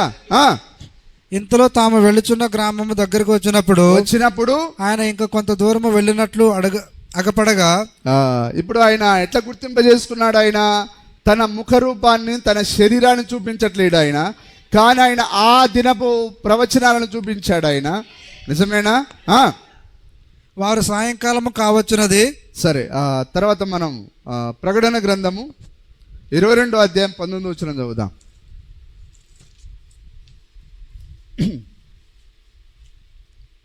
ఎవడైనను ఈ ప్రవచన గ్రంథమందున వాక్యములలో ఏదైనానో తీసివేసిన ఎడల, ఇప్పుడు యోహాను ఏమని చెప్తున్నాడు? ఇదంతా ప్రవచన గ్రంథం, ఇది దాని కాలంలో అది దానికదే నెరవేర్పు తీసుకొని వస్తుంది. హల్లెలూయా. ఎంతమంది అర్థం చేసుకుంటున్నారు? మరి చివరి మాటను మనం ఖచ్చితంగా నమ్మాలి. మరి దేవుడు ప్రవచించాడు ఏమని? భూమి కలుగునుగాక. నిజమేనా? మరి అది ప్రవచనం అది. కానీ ఒకరోజు అది ఏం చేసింది? ఆ మాట, ఆ ప్రవచనం ఆ భూమిని తీసుకొని వచ్చింది. ప్రవక్త ఏమన్నాడు? ఆయన పలికిన వెంటనే రాకపోవచ్చు అది, కానీ ఆ భూమి రావడానికి కోట్ల సంవత్సరాలు పట్టవచ్చు, ట్రిలియన్ల సంవత్సరాలు పట్టవచ్చు, కానీ ఆయన మాట దాన్ని తీసుకొని రావాలి. ఆ ప్రకారంగానే భూమిని తీసుకొని వచ్చింది. ఆయన భూమి వాటి విత్తనాల ప్రకారంగా అది తన మొక్కలను మొలిపించును గాక అన్నాడు ఆయన. అప్పటికప్పుడు అవి రాకపోవచ్చు, కానీ ఆ ప్రవచనం ఏం చేసింది? అది ఎంత కాలానికి రావాలనుకున్నాడో అప్పుడు అది వచ్చి ఉన్నది. హల్లెలూయా. ఆ 1వ అధ్యాయంలో అదంతా ప్రవచనమే. అది మీకు ఆ చూచే కరుణ లేకపోతే నేనేం చేయలేను. కానీ మీరు ఇంటికి వెళ్ళిపోయిన తర్వాత మళ్ళా చదవడిన దానిని మళ్ళా కొత్తగా దాన్ని ప్రారంభించండి. ఆ విధంగా మనకు అది నూతనంగా ఉంటుంది. ఎవడైనను ఈ ప్రవచన గ్రంథమందున్న వాక్యములలో ఏదైనాను తీసివేసిన ఎడల. ఇప్పుడు ఏం చేశారు? జకరియా 14వ అధ్యాయం 7వ వచనం తీసేశారు. పగలు కాదు, రాత్రి కాదు, అస్తమయ కాలమున వెలుతురు కలుగును, దాన్ని పక్కన పెట్టేశారా? హల్లెలూయా. మనుష్య కుమారుడు మరలా ప్రత్యక్షితమవుతాడు.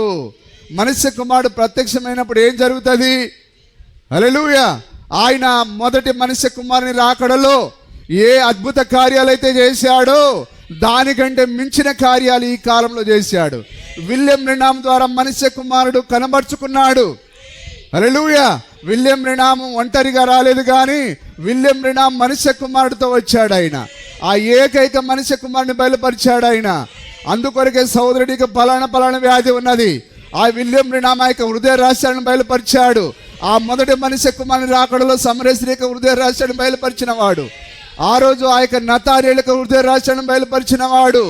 అదే మనుష్య కుమారుడు మరలా వచ్చాడు. ఆ రోజు మనుష్య కుమారుని రాకడ అది యూదులకు, అది కానీ అన్యజనులు కూడా ఒక వాగ్దానం చేశాడు. ఆయన మనుష్య కుమారుడు ప్రత్యక్షమగు దినమున, హల్లెలూయా, హృదయ రహస్యాలు బయలుపరచబడుట. సోదరుడి ప్రతి ప్రశ్నకు జవాబు ఉన్నది. ఇదిగో నీవు అక్కడ ఉంటావని అన్నాడు ఆయన. నిజమేనా?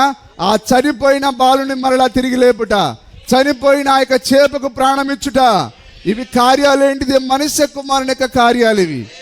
మొదటి రాకడలో అదే జరిగిందా? ఆయన నీళ్ళని ఆయన ద్రాక్షరసంగా మార్చాడు. ఆయన ఆ చేదు నీళ్ళని, ఆ చేదు బోరు నీళ్ళని ఆయన ఆ మధురంగా మార్చాడు. ఆయన ఎవరది? విలియం బ్రెన్హామ్ కాదు అది. ఒకసారి మీరు గడియ వర్తమానం మరలా చదవండి. అవన్నీ మనుష్య కుమారుని యొక్క కార్యాలు అవి. హల్లెలూయా. అందుకొరకే ఈ దినము ఆ 17వ అధ్యాయము ఒకసారి చదువుదాం, మళ్ళా వద్దాం మనం. లూకాసు వార్త 17, 26,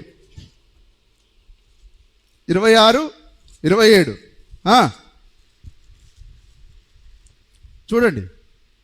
నోవాహు దినములలో జరిగినట్టు మనుష్య కుమారుని దినములలోనూ జరుగును. ఇప్పుడు ఏ దినాలు ఇవి? మనుష్య కుమారుని యొక్క దినాలు ఇవి. నిజమేనా? దినములో జరుగును. నోవాహు ఓడలోనికి వెళ్ళిన దినం వరకు జనులు తినుచు త్రాగుచు పెండ్లాడుచు పెండ్లకి బడుచు నుండిరి. ఇప్పుడు అదే ఉందా? ఇప్పుడు కూడా అదే సిచ్యువేషనా? అక్షరాల. అంతలో జలప్రళయము వచ్చి వారిని అందరినీ నాశనం చేసెను. లోతు దినములలో జరిగినట్టును జరుగును. జనులు తినుచు త్రాగుచు కొనుచు అమ్ముచు నారు నాటుచు ఇల్లు కట్టుచు నుండిరి. అయితే లోతు సొదొమ విడిచిపోయిన దినమున ఆకాశము నుండి అగ్నిగంధకములు కురిసి వారిని అందరినీ నాశనం చేసెను. ఆ ప్రకారమే మనుష్య కుమారుడు ప్రత్యక్షమగు దినమున జరుగును. మనుష్య కుమారుడు ఇది రెండో రాకడ కాదు. ఇది మనుష్య కుమారుని కార్యాలు మరలా బయలుపరచబడుట. హల్లెలూయా. మరి విలియం బ్రెన్హామ్ ఎవరైనా నువ్వు గనుక ChatGPTని కానీ లేకపోతే గూగుల్ కానీ అడిగినట్లయితే ఆయన గొప్ప రివైవల్ తీసుకొచ్చిన వాడు. ఆయన హీలింగ్ రివైవల్. హల్లెలూయా.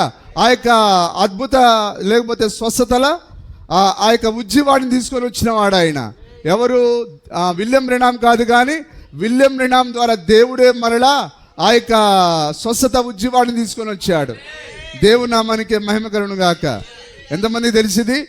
అందుకొరకే మరలా దేవుడు అన్యజనులకు ఒక వాగ్దానం చేశాడు. ఆయన మొదటి మనుష్య కుమారుని రాకడ ఎవరికి? అది యూదులకు. ఆయన తన స్వకీయులకు వచ్చాను, వారు ఆయనను చేర్చుకొనలేదు. హల్లెలూయా.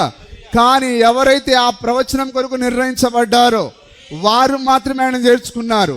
కేవలం కొద్ది మంది, ఆ 12 మంది, ఆ 120 మంది, ఆ కొద్ది విత్తనం మాత్రమే ఆ గడియ ప్రవచనాన్ని వారు పట్టుకోగలిగారు. హల్లెలూయా.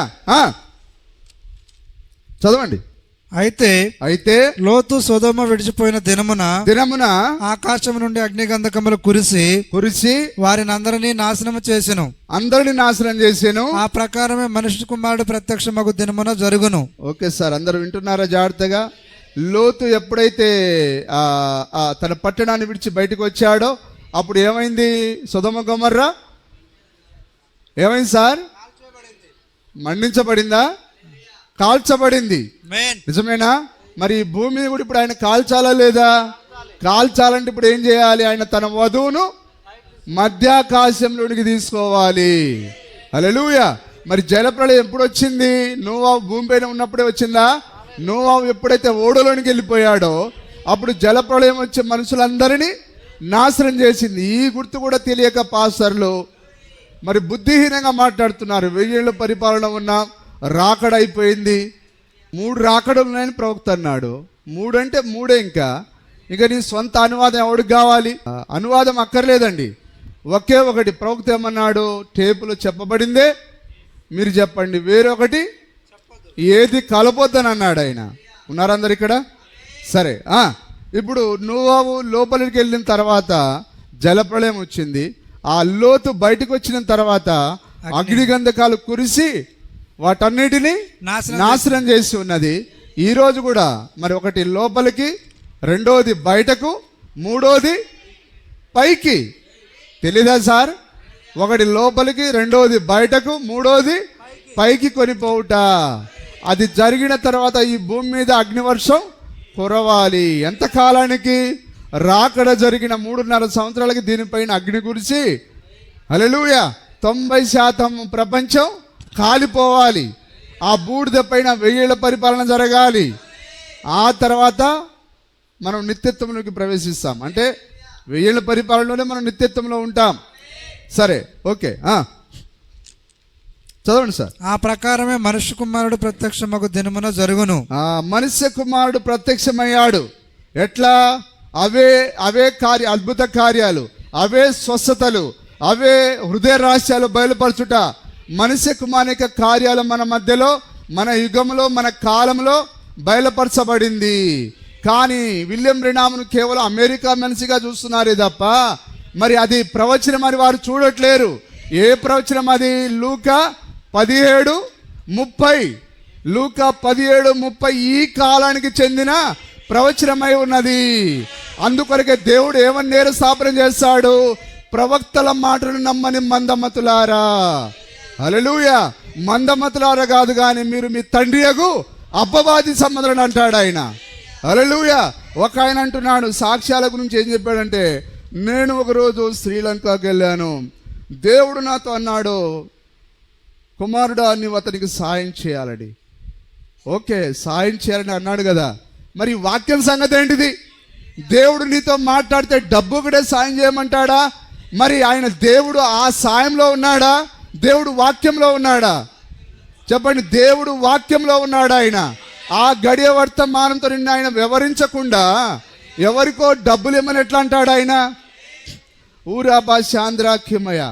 ఓ రాత్రి నేను 3 గంటల వేళ ప్రార్థన చేస్తున్నప్పుడు ఆ గొప్ప వెలుగు దగదగ నా గదంతా నిండిపోయింది. ఈరోజు మభ్య పెట్టట్లేరా?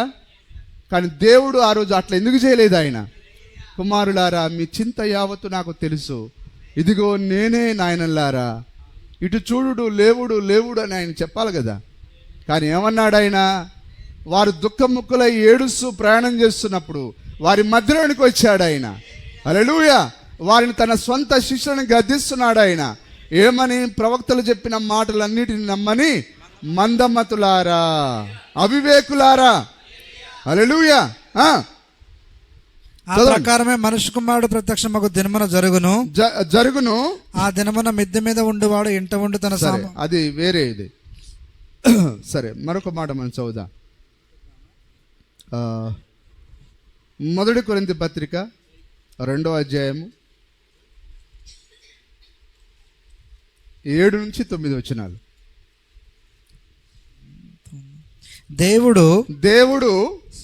దేవుని జ్ఞానము మర్మమైనట్టుగా బోధించుచున్నాము. దేవుని జ్ఞానం మర్మమైనట్టుగా బోధించున్నాము. ఈ జ్ఞానము మరుగై ఉండెను. అందరు వింటున్నారా జాగ్రత్తగా?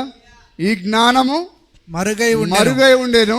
జగదుత్పత్తికి ముందుగానే దీనిని దేవుడు తన మహిమ నిమిత్తము నియమించెను.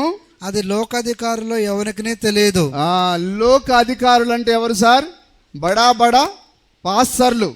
మరి యూదులలో ఆ యొక్క యాజకులను ఏమంటారంటే అధికారులను అంటారు. లోకాధికారుల్లో ఎవరికి తెలియదు, ఎవరికి తెలియదు. అది వారికి తెలిసి ఉండిన ఎడల, వారికి తెలిసి ఉండిన, ఎవరికి? అన్నకు, ప్రధాన యాజకులకు, కయప్పకు తెలిసి ఉండిన ఎడల. హల్లెలూయా. ఆ కాలపు ప్రవచనాన్ని వారు చూడడంలో విఫలమయ్యారు. ఈరోజు కూడా అంతేనా? ఈరోజు బడా బడా సేవకులకు, అధికారులకు అది మరుగుగా ఉన్నది. కానీ స్నేహితులారా, సామాన్యమైన మనకు ఆ ప్రవచన నెరవేర్పు మనం కళ్ళారా చూస్తున్నాం.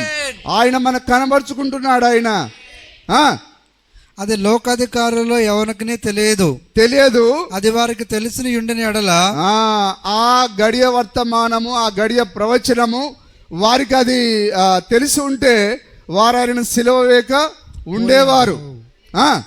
అది వారికి తెలిసి ఉండిన ఎడల మహిమా స్వరూపియగు ప్రభువును సిలువ వేయకపోయి ఉందురు. కానీ వారి మెస్సేయని వారు చూడలేకపోయారు. ఈ దినపు ప్రవచనం ఈయనేనని వారు చూడలేకపోయారు. అందుకొరకు ఏమన్నారు వాళ్ళు ఆయనని? యెజబెలు లేదా బయల్జేబు, లేకపోతే దయ్యాలకు అధిపతి, లేకపోతే అక్రమంగా పుట్టినవాడు, అది ఇదని ఆయన పైన వారు నేరం మోపారు. హల్లెలూయా. నిజమేనా? ప్రతి కాలంలో వాక్యం నెరవేర్పు జరుగుతున్నప్పుడు, ఆ కాలపు ప్రవచనం నెరవేర్పు జరుగుతున్నప్పుడు ఆ ప్రవచనం పైన నిందలు వస్తాయి, అవమానాలు వస్తాయి. అందుకొరకే ఈ కాల ప్రవచనం విలియం బ్రెన్హాంలో జరిగినప్పుడు ప్రజలు ఏమంటున్నారు? విలియం బ్రెన్హాం తలపైన ఉన్నది అది అగ్ని స్తంభం కాదు, అది ఏర్పడింది అది మేఘ స్తంభం కాదు, అది ఆకాశంలో 26 మైళ్ళ ఎత్తులో ఆ 30 మైళ్ళతో ఏర్పడిన ఆ మేఘం అది నిజమైన మేఘం కాదు. అది కేవలం దాన్ని ఏమంటారు, రాకెట్తో ఏర్పడిందని ఇప్పుడు చెప్పట్లేరా? వింటున్నారా అందరు జాగ్రత్తగా? హల్లెలూయా. అలాగనే ఆ రోజు ఎట్లయితే నింద ఉన్నదో ఈ రోజు కూడా అంతే. విలియం బ్రెన్హాంని ఏమంటున్నారు? అబద్ధ ప్రవక్తను అంటున్నారు. ఆ రోజు వాళ్ళ మెస్సేయని వాళ్ళు ఏమన్నారు చెప్పండి? అబద్ధ బోధకుడు అన్నారా లేదా? ఆయన ఎంట ఎవరైనా పోయారా? వాళ్ళ సంఘంలో నుంచి వెలివేశారు. నిజమేనా? ఆ గుడ్డివాడు, పుట్టుగుడ్డివాడిని స్వస్థపరిచినప్పుడు వాడు ఆయన మెస్సేయ్ అని ఒప్పుకున్నందుకు ఏం చేశారు? ఆయన్ని సమాజంలో నుండి వెలివేశారు. ఈరోజు కూడా అంతేనా? ఎవరైనా చాలా కాలం డినామినేషన్ పోయి కొత్తగా వర్తమానానికి వచ్చాడనుకో, ఆ పాస్టర్ ఏం చెప్తాడు? వాడి ఇంటికి కానీ, వాడి జోలికి కానీ, వాడి ఫోన్ నెంబర్ కానీ మీ దగ్గర ఉన్నదా? ఖబర్దార్. మన పాస్టర్ ఫెలోషిప్ అంతా నీ ఇంటికి వచ్చి నానా హంగామా చేస్తామని భయపెడుతున్నారు. ఆ రోజు ఉన్న అదే దయ్యం. హల్లెలూయా. ఇంకా పాత దయ్యం ఇంకా చావలేదు అది. సరే చూడండి, అది లోకాధికారులు ఎవరికి తెలియదు, అది వారికి తెలిసి ఉండిన ఎడల మహిమా స్వరూపియగు ప్రభువును సిలువ వేయకపోయి ఉందురు. నిజమేనా సార్? ఒకవేళ ఆ ప్రవచనము వారు చూడగలిగితే వారు ఆయన సిలువ వేయకుండా ఉండేవారు. సరే, తర్వాత మనం అపోస్తల కార్యములు 2వ అధ్యాయం 23, 24 వచనాలు.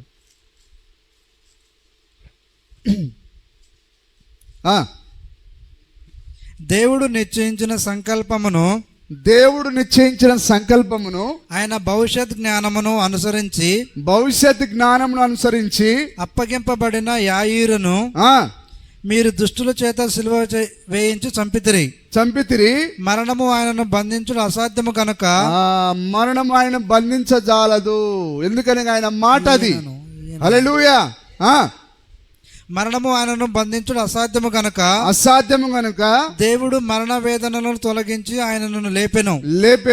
ఆయనను గూర్చి దావీదు ఇట్లనెను, నేను ఎల్లప్పుడూ నా ఎదుట ప్రభువును చూచుచుంటిని.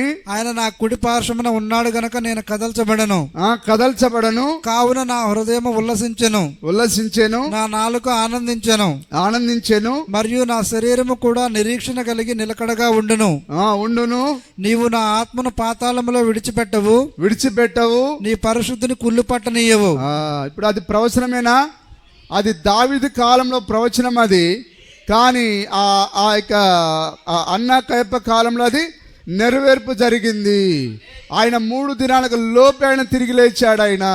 ఆయన శరీరం కుళ్ళిపోకముందే ఆయన తిరిగి లేచాడు. ఆయన కేవలము ఎంత 72 గంటల్లో శరీరం ఏమవుతుంది? కుళ్ళు పడుతుంది. కానీ ఆయన ఎన్ని గంటలు తిరిగి లేచాడు? ఆయన 39 గంటలు. పౌలు గారు ఎన్ని కొరడాల దెబ్బలు తిన్నాడు? 39 కొరడాల దెబ్బలు. ఆయన కూడా ఎన్ని దెబ్బలు తిన్నాడు? 39 కొరడా దెబ్బలు తిన్నాడు ఆయన. ఆ 39 కొరడాల దెబ్బల ద్వారా మనకు స్వస్థత. ఆయన 39 గంటలు సమాధిలో ఉండడం ద్వారా మనకు అది నిత్య జీవాన్ని తీసుకొని వస్తున్నది. దేవుని నామానికి మహిమ కలుగును గాక. ప్రవచనం నెరవేర్పు జరిగిందా? దావీదు చెప్పిన ప్రకారం ఆయన శరీరం కుళ్ళిపోకుండా ఆయన 3 దినముల లోపుగానే తిరిగి లేచాడు ఆయన. కానీ డినామినేషన్లు ఇప్పుడు ఏమని కొట్టుకుంటున్నాయి? బుధవారమా, ఆదివారమా, శుక్రవారం ఆయన ఎప్పుడు లేచాడు? ఒకవేళ గురువారం సెలవు. ఇవన్నీ లెక్కలు వేసుకుంటే కావు సార్. కేవలం 39 గంటలు. అది దాని లెక్క వేరే ఉన్నది మళ్ళీ. ఓకే. నీవు నా ఆత్మను పాతాళములో విడిచిపెట్టవు, నీ పరిశుద్ధిని కుళ్ళు పట్టనీయవు, నాకు జీవ మార్గములు తెలిపితివి, నీ దర్శనమును అనుగ్రహించి నన్ను ఇదంతా ప్రవచనం ఇది. ఇప్పుడు ఆయన వాళ్ళ కళ్ళ ముందుట ఈ ప్రవచనాన్ని నెరవేర్పు చేశాడు ఆయన. కానీ వారు దాన్ని చూడలేకపోయారు. హల్లెలూయా. ఈరోజు కూడా అంతేనా? ఆ రోజు వాళ్ళు మరి ఊరి బయట తీసుకెళ్ళి ఆ గోల్గొత్త కొండపైన సిలువ వేసి చర్చిలోకి వచ్చి ఏం పాట పాడారు?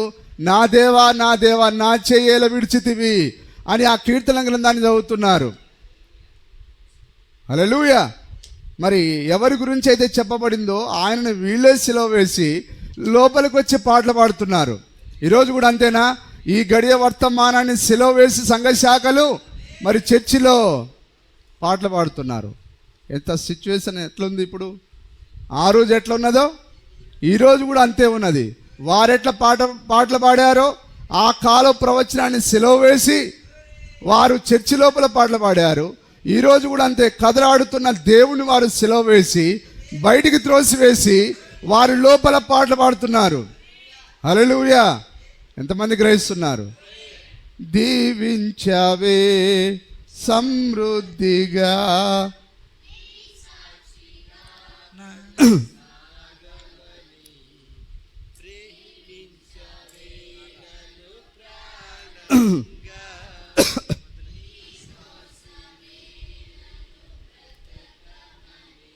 మరి ఇంకా చాలా పాటలు ఉన్నాయి వారు పాడేది.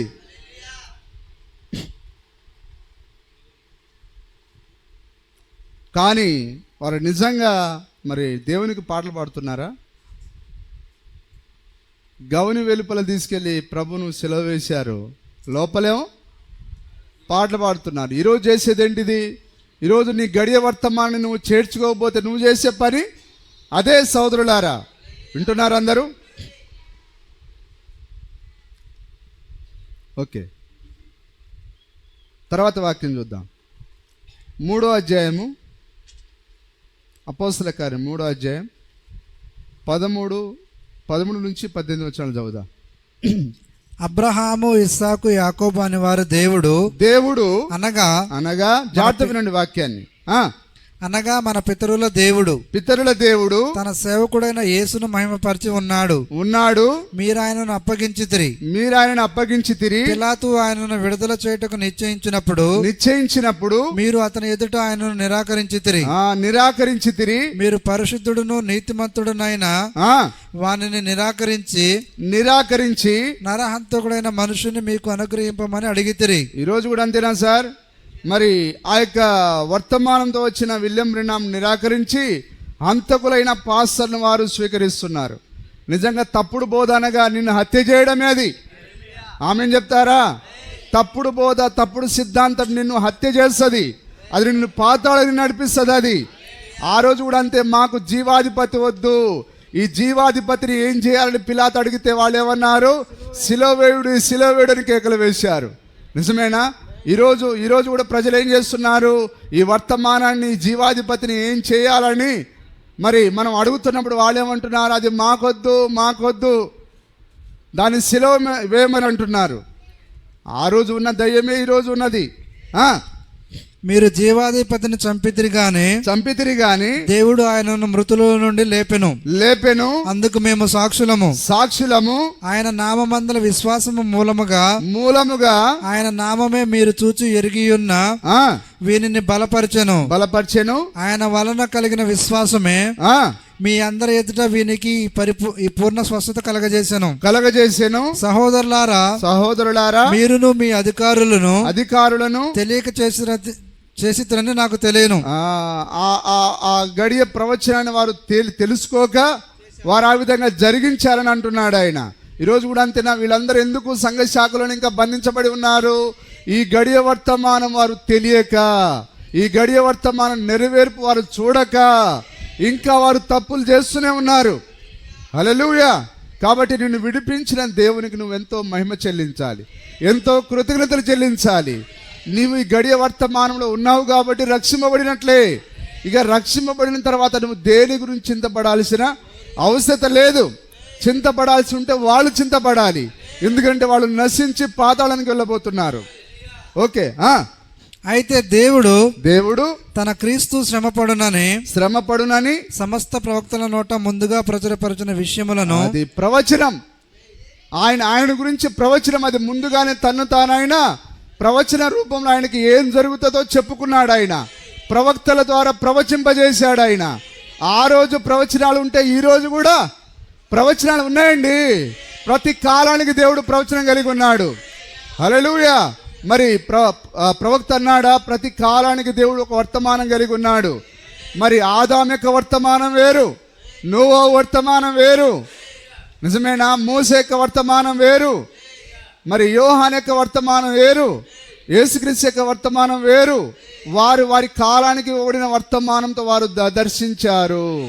మన కాలానికి ఒక వర్తమానం ఉన్నది. హల్లెలూయా. కాబట్టి నీ దినమును దాని వర్తమానమును గుర్తించుము అన్నాడు ఆయన. నువ్వు గుర్తించకపోతే అసలు విశ్వాసవే కాదు.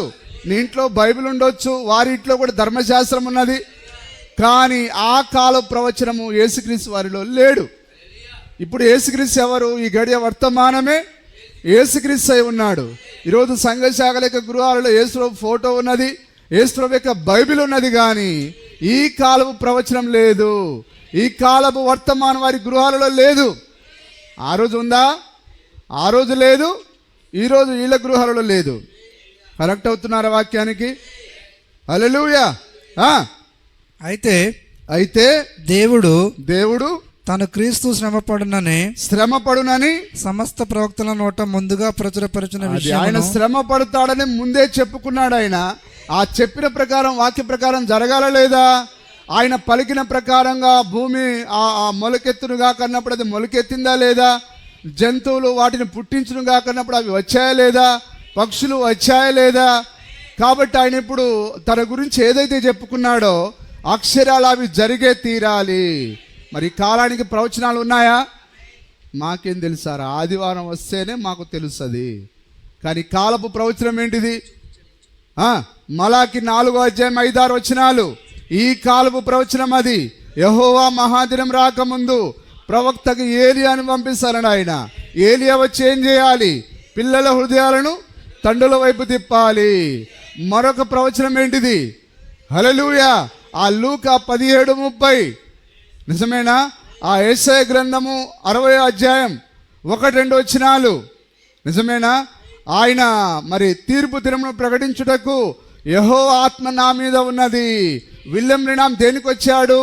తీర్పు దినాన్ని ప్రకటించడానికి. అందులో 2 ప్రవచనాలు మరి మిళితమై ఉన్నది ఆ 60 నిజమేనా? హల్లెలూయా. ఎన్ని వచనాలు ఉన్నాయి అందులో? ఒకటి యేసుక్రీస్తుని గురించి, రెండోది ఈ చివరి కాలాన్ని గురించి. చెవిటి వాళ్ళ ముందు శంఖ ఊదినట్టేనా? ఒకసారి చదవండి. అది యెషయా గ్రంథం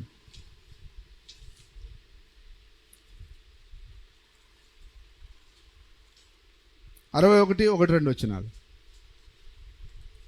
61:1-2 ప్రభువు యెహోవా ఆత్మ నా మీదకి వచ్చి ఉన్నది దీనులకు సువర్తమానం ప్రకటించుటకు యెహోవా నన్ను అభిషేకించెను. మరి ఆయన ఆ సమాజ మందిరంలో ఆ యెషయా గ్రంథం ఆయన చేతికి ఇవ్వబడినప్పుడు అంత మట్టికే చదివి ఆయన ఆ యొక్క మరి ఆ శాస్త్రులకు ఇచ్చేసాడు ఆయన. నిజమేనా?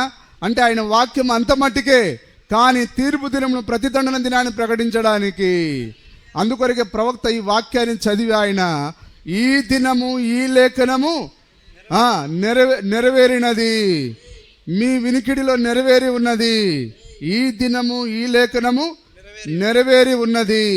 హల్లెలూయా. చదవండి. నలిగిన హృదయం గల వారిని దృఢపరచుటకును శరలోనున్న వారికి విడుదలను బంధింపబడిన వారికి విముక్తిని ప్రకటించుటకును యెహోవా హితవత్సరమును మన దేవుని ప్రతిదండన దినమును ప్రకటించుటకును దుఃఖక్రాంతులందరినీ ఓదార్చుటకును సియోనులో దుఃఖించు వారికి ఉల్లాస వస్త్రములు ధరింపజేయుటకును బూడిదకు ప్రతిగా పూదండను దుఃఖమునకు ప్రతిగా ఆనంద తైలమును భారభరితమైన ఆత్మకు ప్రతిగా స్తుతి వస్త్రమును వారికిచ్చుటకును ఆయన నన్ను పంపి ఉన్నాడు. యెహోవా తన్ను మహిమపరచుకొనున్నట్లు. ఎన్నో వచనం అది? 3. ఓకే, సరే. మరి మనం మరొక వాక్యం చదువుదాం.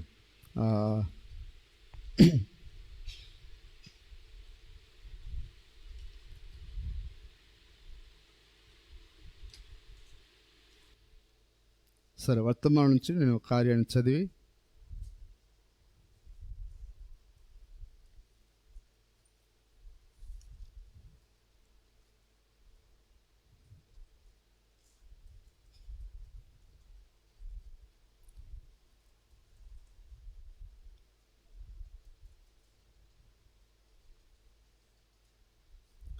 క్రీస్తు తన సొంత వాక్యమునందు బయలుపరచబడెను. 60వ పేర గమనించండి. ఈ 3 తప్పక ఉండాలి. యేసు నోవా వర్తమానంతో బోధిస్తూ రాలేదు. ఆయన మోసే వర్తమానమును బోధిస్తూ రాలేదు. మోసే మరొక వర్తమానమును బోధిస్తూ రాలేదు. చూడండి, లేఖనమును వాటి స్థానం నుండి తప్పించవద్దు. అది కాలం ప్రకారముగా తప్పక ఉండాలి. ఏ కాలంలో ఏ వర్తమానం రావాలని దేవుడు అనుకున్నాడో దాని ప్రకారంగా తప్పక ఉండాలి. ఇప్పుడు నీవు దానిని అన్వయించలేవు. ఆ గొప్ప మనిషి జాన్ వెస్లీ బయటకు వచ్చినప్పుడు, లేక ఆ గొప్ప మనిషి లూథర్ తన వర్తమానంతో బయటకు వచ్చినప్పుడు, మీకు తెలుసా? మరి పౌలు గారు 7 వర్తమానికులు ఉన్నారా? చెప్పండి సార్, ఉన్నారా? మరి పౌలు వర్తమానం వేరు, ఐరినేస్ యొక్క వర్తమానం వేరు, కొలంబా యొక్క వర్తమానం. హల్లెలూయా. కాబట్టి వారి యొక్క వర్తమానాలతో వారు రంగం మీదకి వచ్చి ఉన్నారు. దేవుని నామానికి మహిమ కలుగును గాక. మరి ఆ యొక్క లూథర్ వర్తమానంతో జాన్ వెస్లీ రాలేదు. జాన్ వెస్లీ వర్తమానంతో మరి విలియం బ్రెనామ్ రాలేదు. హల్లెలూయా. ఓకే, లూథర్ ఒక గొప్ప మనిషి. అతడు సంఘమును చీకటిలో నుండి పిలిచి విశ్వాసం ద్వారా నీతీకరణం ఏర్పరిచాడు. అతడు దానిని చేసినప్పుడు వారు దాని చుట్టూ పైకి ఒక సంవత్సరం నిర్మించారు. అది చనిపోయింది. గోధుమ పొట్టులోని జీవం వలె జీవం ప్రయాణించి తిన్నగా బయటకు వెస్లీ యుగంలోనికి వెళ్ళింది. అదే పుప్పొడి కుచ్చు లూథర్ నుండి ఇతర ఆకులు బయటకు వచ్చాయి. అది దానితో చనిపోయింది. హల్లెలూయా. సరే, క్రీస్తు తన సొంత వాక్యం అందు బయలుపరచబడెను. అదేనా? సారీ, నాయకత్వం అనే వర్తమానంలో 42వ పేర. నోవాహు తన కాలంలో వాక్యం బయలుపరచబడుటకు దానిని చేయవలసి ఉండేను. ఇప్పుడు మోసే వచ్చి నోవాహు ఏమి చేసినా మనకు తెలియను. మనము నోవాహు మాటను తీసుకుందాం. నోవాహు చేసినట్లే మనము ఓడను చేయుదుము. మనం ఒక ఓడను నిర్మించి నైలు నదిలో తేలినట్లు చేసి ఐగుప్తు నుండి బయటకు పడుదుము అని చెప్పినచో పని జరగదు. ఆ వర్తమానం ఎవరిది? అది ఓడ వర్తమానం ఎవరిది? నోవాహుది. ఇప్పుడు మోసే వర్తమానం ఏంటిది? ఐగుప్తుని విడిచి బయటికి రండి. హల్లెలూయా. అది మరో కాలం. యేసు మోసే వర్తమానంతో రాలేదు. లూథర్ క్యాథలిక్ వర్తమానంతో రాలేదు. వెస్లీ లూథర్ వర్తమానంతో రాలేదు. హల్లెలూయా. మరి పెంతెకోస్తు వెస్లీ కాల వర్తమానంతో రాలేదు. వధువు పెంతెకోస్తు శాఖతో రూపొందజాలదు. అలాగు పని చేయట జరగదు. అది అక్షరాల సత్యము. అది సమస్యగా మారి ఇక్కడికి వెళ్ళినది, అక్కడ కూర్చున్నది. ఏది? పెంతెకోస్తు సమస్యగా మారి ఇప్పుడు అది ప్రపంచవ్యాప్తంగా కూర్చొని ఉన్నది. అక్కడ కూర్చున్నది తక్కిన వాటన్నిటి వలనే అయినది. అది ఒక తొక్క, జీవము కొనసాగు రీతిలోనే. దేవుని నామానికి మహిమకరును గాక. ఎంతమంది అర్థం చేసుకుంటున్నారు? నీ దినమును దాని వర్తమానమును గుర్తించుట. దేవుడు మరలా ఆయన ఈ కాలపు వర్తమానంతో బయలుపరచబడి ఉన్నాడు. ఆయన దేవుని నామానికి మహిమకరును గాక. సరే, మరి మనం చూద్దాం 2వ అధ్యాయము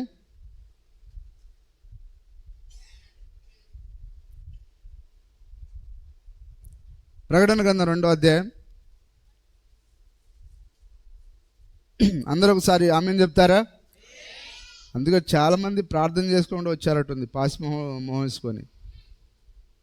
వాక్యం ముందుకు పోవట్లే.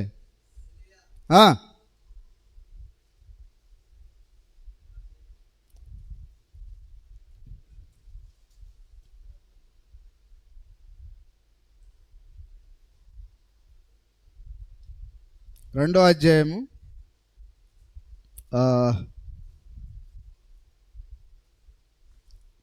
1 నుంచి చదువుదాం. 1 నుంచి చదవండి. 2వ అధ్యాయం. 7 నక్షత్రములు తన కుడి చేత పట్టుకొని 7 దీపస్తంభముల మధ్య సంచరించేవాడు చెప్పు సంగతులు ఏవనగా నీ క్రియలను, నీ కష్టమును, నీ సహనమును నేను ఎరుగుదును. నీవు దుష్టులను సహింపలేవనియు అపోస్తులు కాకయే తాము అపోస్తులమని చెప్పుకొని వారిని పరీక్షించి వారు అబద్ధికులని నీవు కనుగొంటివనియు నీవు సహనము కలిగి నా నామము నిమిత్తము భారము భరించి అలయలేదని నేను ఎరుగుదును. ఆయనను మొదట నీకుండిన ప్రేమను నీవు వదిలితివని నేను నీ మీద తప్పు ఒకటి మోపవలసి ఉన్నది. నీవు ఏ స్థితిలో నుండి పడితే అది జ్ఞాపకము చేసుకొని మారు మనసు పొంది ఆ మొదటి క్రియలను చేయుము. అట్లు చేసి నీవు మారు మనసు పొందితేనే సరి. లేని ఎడల నేను నీ యొద్దకు వచ్చి నీ దీపస్తంభమును దాని చోటు నుండి తీసివేతును. సరే, తర్వాత స్ముర్నాలో ఉన్న సంఘపు దూతకు ఇలాగు రాయమనే మాట చదవండి. అది ఇక్కడేనా? 8వ వచనం చదవండి.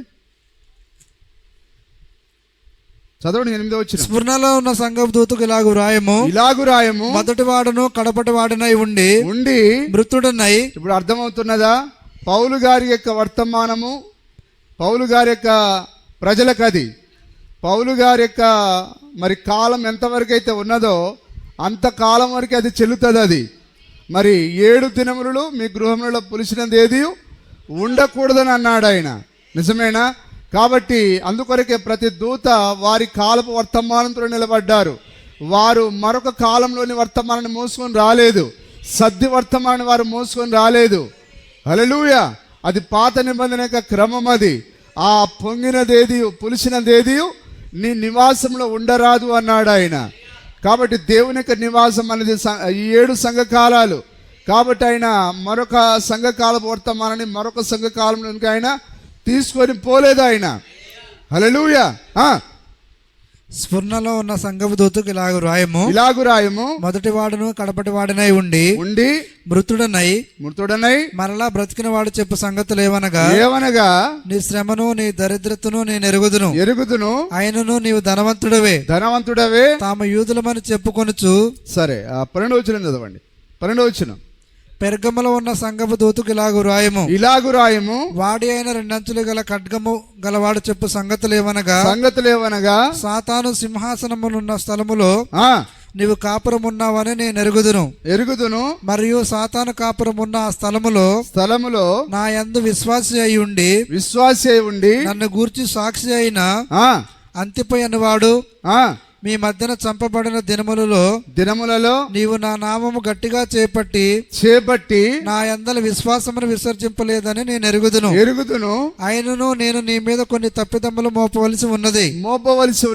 అవేవనగా విగ్రహములకు బలి ఇచ్చిన వాటిని తినునట్లును జారత్వము చేయనట్లును ఇజ్రాయేలులకు ఉరియొడ్డమని బాలాకునకు నేర్పిన బిలాము బోధను అనుసరించే వారు నీలో ఉన్నారు. అటువలనే నికొలాయితుల బోధన అనుసరించే వారును నీలో ఉన్నారు.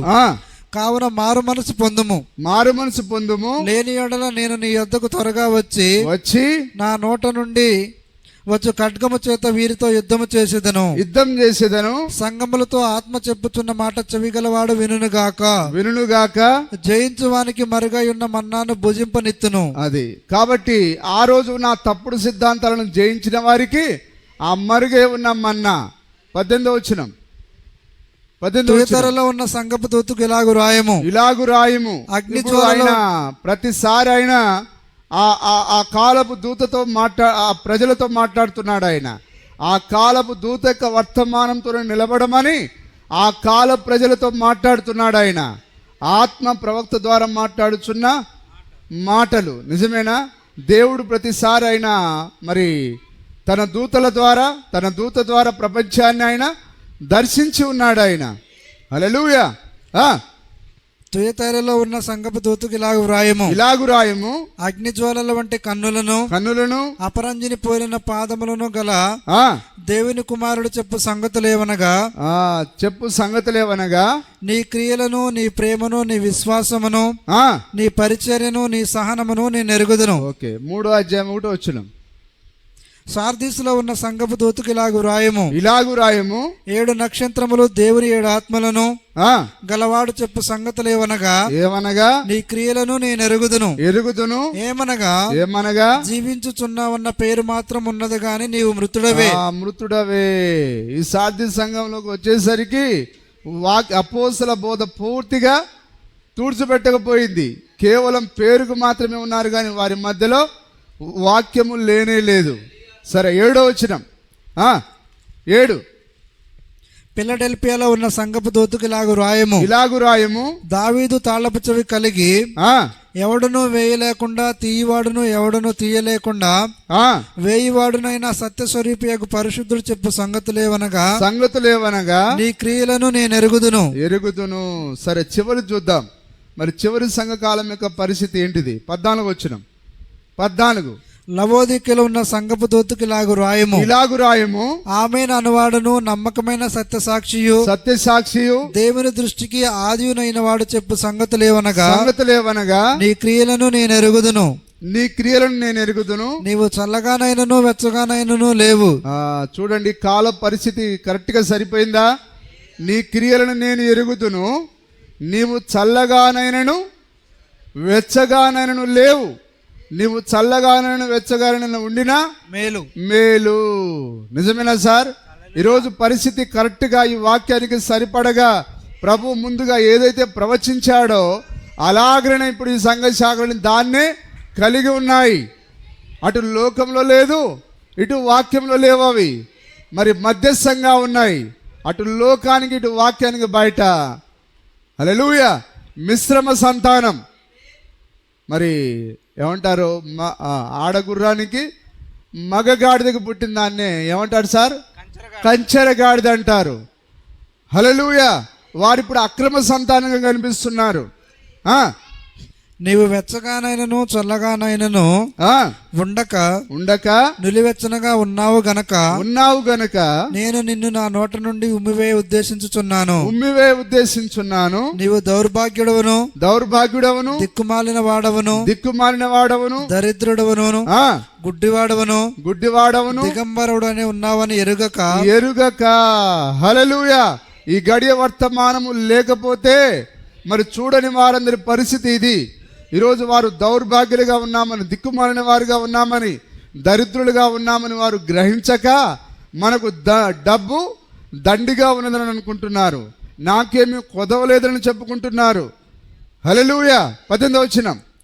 నేను ధనవంతుడును, ధనవృద్ధి చేసుకున్నాను, నాకేమీ కొదవలేదని చెప్పుకొనుచున్నావు. 18వ వచనం అంటే 17వ వచనమా? నీవు ధనవృద్ధి చేసుకున్నట్లు అగ్నిలో పుటము వేయబడిన బంగారమును నీ దిశముల సిగ్గు కనబడకుండానట్లు ధరించుకొనుటకు తెల్లని వస్త్రములను నీకు దృష్టి కలిగినట్లు నీ కన్నులకు కాటుకును నా యొద్ద కొనమని నీకు బుద్ధి చెప్పుచున్నాను.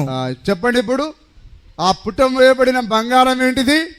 నీ దిశమూల సిగ్గు కనబడకున్నట్లు ధరించుకున్నటకు తెల్లని వస్త్రములు ఏంటి అవి చెప్పండి. నీకు దృష్టి కలుగునట్లు నీ కనులకు కాటుకను నా యొద్ద కొనమని నీకు బుద్ధి చెప్పుచున్నాను. ఎవరి ద్వారా? విలియం బ్రెన్హామ్ ద్వారా ఆయన బుద్ధి చెప్పాడు. ఆయన అందుకొరకు ఆయన ప్రపంచం అంతటా తిరిగి కేకలు వేశాడు. ఆయన, ఓ నా అమెరికా స్త్రీలారా, మీరు ఎవ్వరు జుట్టును కత్తిరించకండి. హల్లెలూయా.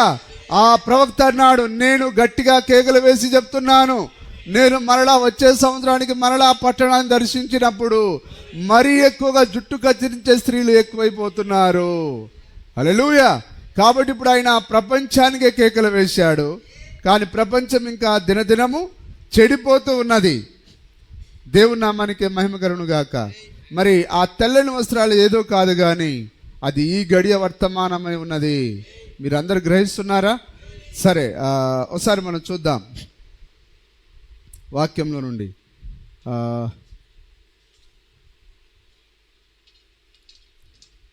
లూకాసు వార్త 19వ అధ్యాయం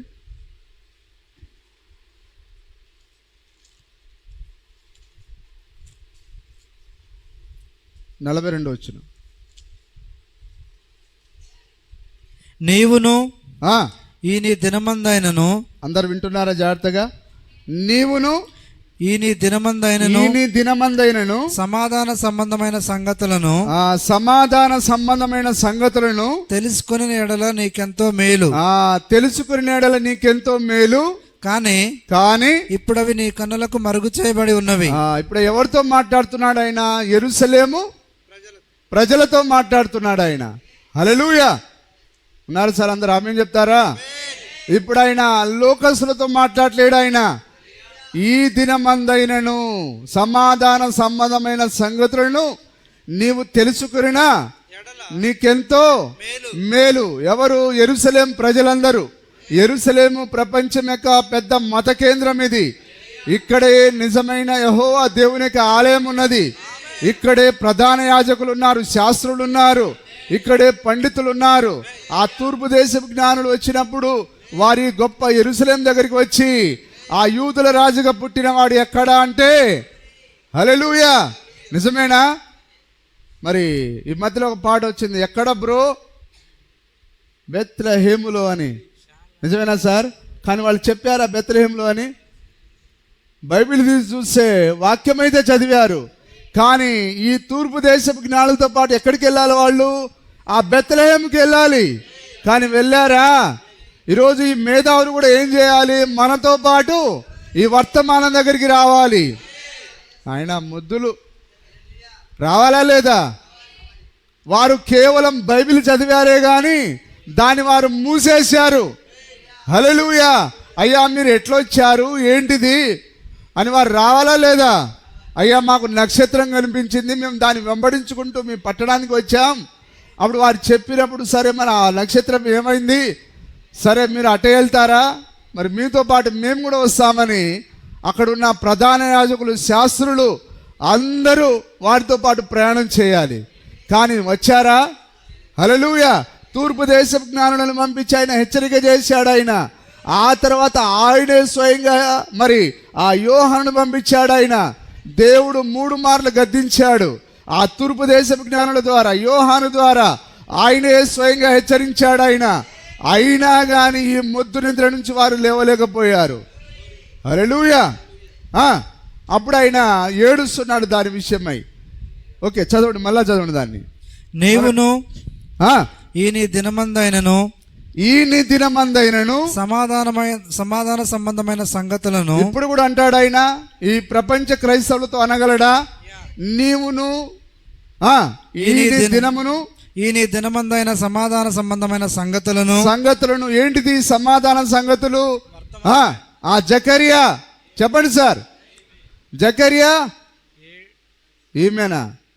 డస్టర్ విసిరేస్తాం సారు, మా హెడ్ మాస్టర్ విసిరినట్టుగా. ఏమండి ఎంత ముద్దులైతే 14:7 సార్, చెప్పండి సార్. మళ్ళీ తల ఊపుతారు ఏందండి? 14:7. ఓరు నాయనా, 14:7 ఈ దినపు సమాధాన సంగతులు. లూకా చెప్పండి 19:17 17:30. హల్లెలూయా. మలాకి చెప్పండి 4వ అధ్యాయం 5-6 వచనాలు. ప్రకటన హల్లెలూయా 3:14. ప్రకటన 10. నిజమేనా? 10:7. ఈ కాలపు వాక్యం ఇది, ఆ యొక్క యెషయా గ్రంథం. హల్లెలూయా 61:1-2 వచనాలు. ఆమోసు 8:11. హల్లెలూయా. మరి ప్రపంచంలో గొప్ప క్షామం వస్తుందని అన్నాడు ఆయన. ఏ క్షామం అది? ఒకసారి చదవండి. 8వ అధ్యాయం 11వ వచనం, ఆమోసు గ్రంథం చదవండి. రాబో దినములందు దేశంలో క్షామమును పుట్టింతును. వింటున్నారు అందరూ? ఇప్పుడు అన్నపానాలకి ఏమన్నా కొదవ ఉన్నదా? ఈరోజు ఎవ్వరు బోర్ వాటర్ తాగట్లేరండి, అందరూ మినరల్ వాటరే తాగుతున్నారు. వాక్యం కరెక్ట్గా నెరవేర్పు జరుగుతున్నదా? అన్న పానీయములకు ఎలాంటి కొదువ లేదు, కానీ ఒకదాని కొదువ ఉన్నది. ఈ గడియ ప్రవచనాన్ని చూడడంలో వారికి కరువు ఉన్నది. హల్లెలూయా. పెద్ద పెద్ద అయ్యగారులు దీన్ని చూడలేకపోతున్నారు. అందుకొరకే ఆ రోజు పెద్ద అయ్యగారులు చూడలేకపోయారు, ఈరోజు పెద్ద అయ్యగారులు చూడలేకపోతున్నారు. అన్న పానీయముల చేత కలుగు క్షామము గాక. యెహోవా మాట అంటే మా చేతిలో బైబిల్ ఉంది సార్. ఈ బైబిల్ అంతా యెహోవా మాట, మేము చదువుకుంటాం. అది కాదు యెహోవా మాట అంటే. నీ కాలానికి బయలుపరచబడిన వాక్యమే యెహోవా మాట అయి ఉన్నది. హల్లెలూయా. రాబో దినములందు దేశంలో నేను క్షామము పుట్టింతును. అది అన్నపానములు లేకపోవట చేత కలుగు క్షామము కాక. ఇది ఎప్పుడుది ప్రవచనం? ఇది ఏ కాలానికి చెందింది? ఈ కాలానిదేనా? అక్షరాల కరువు ఉందా లేదా? ఈ గడియ వర్తమానం ఎక్కడైతే బోధించబడట్లేదో అక్కడ కరువు ఉన్నది. ఈ కరువు ఏదో కేవలం ఇండియాలో ఒక్కటే కాదండి, ప్రపంచవ్యాప్తంగా ఇంకా ఈ వర్తమానమును వారు చేర్చుకోలేక ఉన్నారు. కాబట్టి ఇది ప్రపంచవ్యాప్తంగా కరువు. ఇది అన్నపానముల చేత కలుగు క్షామము గాక. యెహోవా మాటను వినకపోవట వలన కలుగు క్షామము. యెహోవా మాట ఏంటిది? పూర్తి బైబిల్ యెహోవా మాటయే, కానీ ఆయన ఆ కాలపు ప్రవచనం ద్వారా బయలుపరుచుకుంటాడు ఆయన. హల్లెలూయా. ఆయన తన స్వకీయులతోకి వచ్చాను. ఆల్రెడీ సార్ మా చేతిలో ప్రవచన ఆ బైబిల్ గ్రంథం ఉన్నది, దాన్ని మేము చదువుకుంటాం, సరిపోతుందా? లేదు లేదు. ఆయన నిన్ను దర్శించిన కాలమును ఎట్లా ఆ కాలపు ప్రవచనం ద్వారా దర్శించాడు ఆయన. అప్పుడు నువ్వు ఆయన చూడాలి, లేనట్లయితే నీకు మరణమే. ఆ రోజు యెరూషలేం అంతా మరణం చెందింది. ఎందుకు? ఆయన చేర్చుకోనందున ఆయన ఏడ్చాడు ఆయన. ఈరోజు కూడా అంతే, విలియం బ్రెనామ్ ద్వారా ప్రపంచాన్ని దర్శించాడు ఆయన. అప్పుడు నువ్వు ఆ వర్తమానం చేర్చుకోవాలి. అదే యెహోవా వాక్కును వినుట. మరి విలియం బ్రెనామ్ వర్తమానం చేసుకోకపోతే అదే గొప్ప క్షామము, కరువై ఉన్నది. మేము నమ్మం సార్ అని అంటారా? నమ్మకపోతే నేను బూడిదే, నేను పెండాకోడు, పోయి ఎక్కడైనా చావు, నాకు తెలియదు అది. హల్లెలూయా.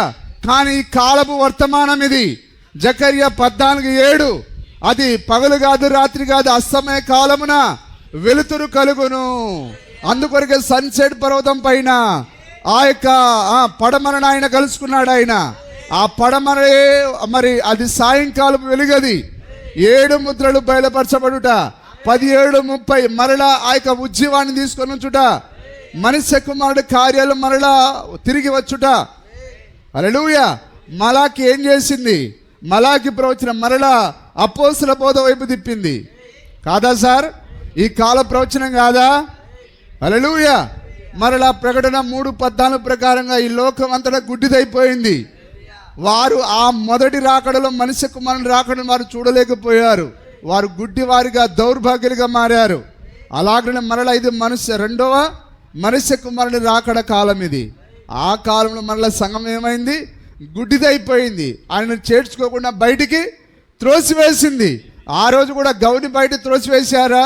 ఈ రోజు కూడా అంతే. ఆయన తలుపునంత నిలుచుండి, ఇదిగో నేను తట్టుచున్నాను అన్నాడు ఆయన. సేమ్ మొదటి మనిషి కుమారుని రాకడా, రెండవ మనిషి కుమారుని రాకడా. హల్లెలూయా. చదవండి సార్. ఆమోసు రాబో దినములో దేశమందు నేను క్షామమును పుట్టింతును. రాబో అని అంటే ఈ కాలం, అది ఆమోసు కాలంలో రాబో దినం. కానీ ఈ లేఖనము ఈ దినమందు మన వినికిడిలో నెరవేరి ఉన్నది. హల్లెలూయా. అది అన్నపానములు లేకపోవట చేత కలుగు క్షామము కాక యెహోవా మాటను వినకపోవట వలన కలుగు క్షామముగా ఉండును. ఇప్పుడు మీకు అర్థమవుతుందా? వారు కూడా యెహోవా వాక్యం చదివారు, కానీ అది కాదు యెహోవా వాక్యం అంటే. నీ దినపు ప్రవచనమును నువ్వు చూచుట, నీ దినపు ప్రవచనాన్ని నీవు గుర్తించుట, అదే యెహోవా యొక్క అది అన్నపానముల చేత లేకపోవడం చేత కలుగు క్షామము కాక యెహోవా మాటను వినకపోవటం వలన కలుగు క్షామముగా ఉండును. ఇదే యెహోవా వాక్కు, ఇదే యెహోవా వాక్కు. కాబట్టి సరే, ఓకే, అందరికి అర్థమవుతున్నదా? ఇప్పుడు ప్రపంచవ్యాప్తంగా ఒక కరువు ఉన్నదా? హల్లెలూయా. ఏలియా కాలంలో ఆ యొక్క దేశం అంతా కరువు ఉన్నా కానీ ఒక్క సారెపాత విధవరాలికి ఎలాంటి కరువు లేదు. ఎందుకు? ఆమెతో ఏలియా ఉన్నాడు.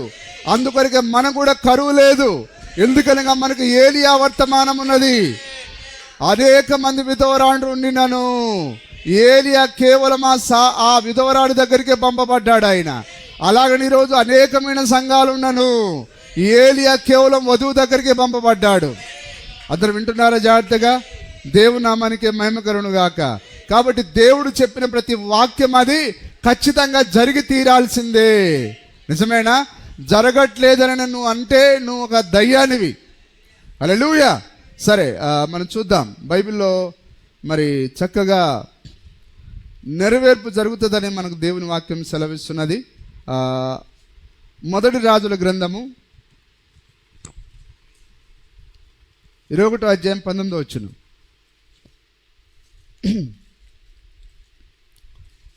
21వ అధ్యాయము 19వ వచనం. సరే, నేను ముగిస్తాను. మొదటి రాజులు 21:19.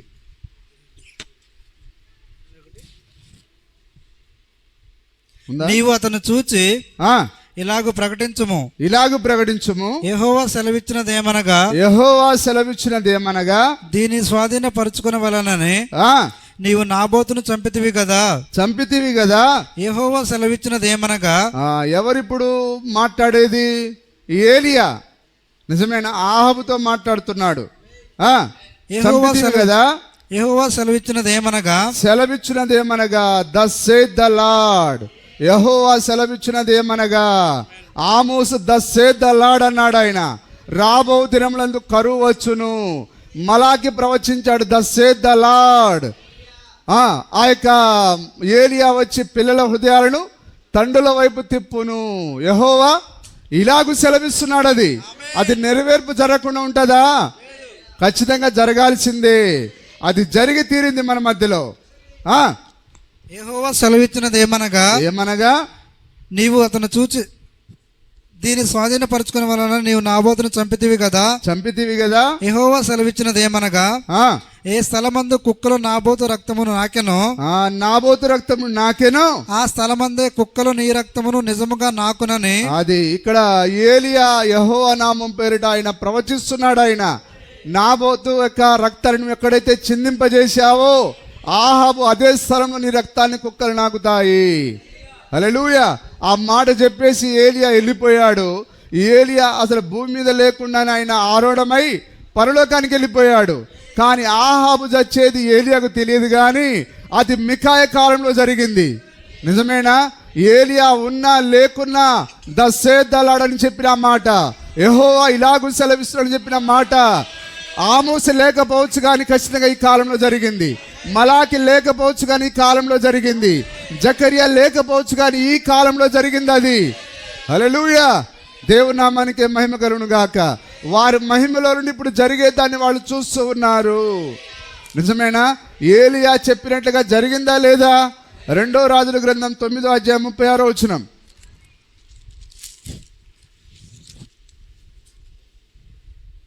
9:36 2వ రాజులు. వారు తిరిగి వచ్చి అతనితో ఈ సంగతి తెలియజెప్పగా అతడు ఇట్లనెను, ఇది యెజబెల్ అని ఎవరునూ గుర్తుపట్టలేకుండా ఇజ్రాయేలు భూభాగమునందు కుక్కలు యెజబెలు మాంసమును తినును. చెప్పాడా ఏలియా? అక్షరాల అదే జరిగింది. మరి ఈ మాటను బాగా చదువుతారే, మరి జకర్యా 14:7 ఎందుకు నెరవేర్పు జరగదని వీళ్ళు ఏమనుకుంటున్నారు? ఇప్పుడు అది ఈ కాలానికి కాదనుకుంటున్నారు. లూకా 17:35 అది ఇప్పుడు కాదనుకుంటున్నారు వాళ్ళు. మలాకి 4:5-6 వచనాలు అది ఇప్పుడు కాదనుకుంటున్నారు వాళ్ళు. ప్రకటన 17 అసలు విలియం బ్రెన్హామ్ జీవితంలో కాదు, అది ఊరికి అట్లా రాయబడి ఉందని అనుకుంటున్నారు. అందరికి అర్థమవుతున్నదా? అసలు ఈ వాక్యాలలో దేన్ని కూడా ఈరోజు ప్రజలు ఒప్పుకునే స్థితిలో లేరండి. హల్లెలూయా. కానీ స్నేహితులారా, మీరు మాత్రం ఈ వాక్యాన్ని చూడగలుగుతున్నారు. మీరు ముందుగా నిర్ణయించబడ్డారు. ఆ కాలపు సమాధాన సంగతులను నేర్చుకోవడానికి దేవుడు ముందుగా నిర్ణయించాడు. కాబట్టి మీకు నిత్యజీవం ఉన్నదా? అక్షరాల మీ కొరకే ఉన్నది. విలియం బ్రెన్హామ్ ఇదే వర్తమానంతో పరలోకానికి వెళ్ళిపోయాడా, లేదా ఆ పరదేశునికి వెళ్ళాడా? కాబట్టి ఇదే వర్తమానం మనని ఆ పరదేశుడిని తీసుకొని పోయేది, అదే పెళ్లి కుమారుని ఎద్దకు తీసుకొని పోయేది. హల్లెలూయా. 36 చదవండి. వారు తిరిగి వచ్చి అతనితో ఆ సంగతి తెలియజెప్పగా అతడు ఇట్లా నేను ఇది యెజబెలని ఎవరునూ గుర్తుపట్టలేకుండా ఇజ్రాయేలు భూభాగమునందు కుక్కలు యెజబెలు మాంసమును తినును. యెజబెలు యొక్క కళేబరము ఇజ్రాయేల్ యొక్క భూభాగమందున్న పెంటవలే ఉండును అని తన సేవకుడగు తిష్బీయుడగు ఏలియా ద్వారా యెహోవా సెలవిచ్చిన మాట చొప్పున ఇది జరిగెను. ఏలియా ద్వారా దేవుడు ఏదైతే చెప్పాడో దాని ప్రకారంగా ఇది జరిగేను. హల్లెలూయా. ఆమోసు ద్వారా ఆయన ఏదైతే చెప్పాడో, పలికించాడో దాని ప్రకారం ఈరోజు ప్రపంచానికి కరువు వచ్చింది.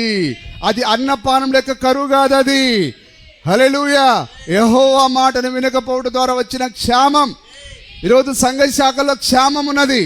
వారి స్త్రీలు ఎట్లా ఉండాలో వారికి తెలియదు, వారి పురుషులు ఎట్లా ఉండాలో వారికి తెలియదు, వారి పిల్లల పెళ్లిళ్ళు ఎట్లా చేయాలో తెలియదు. హల్లెలూయా.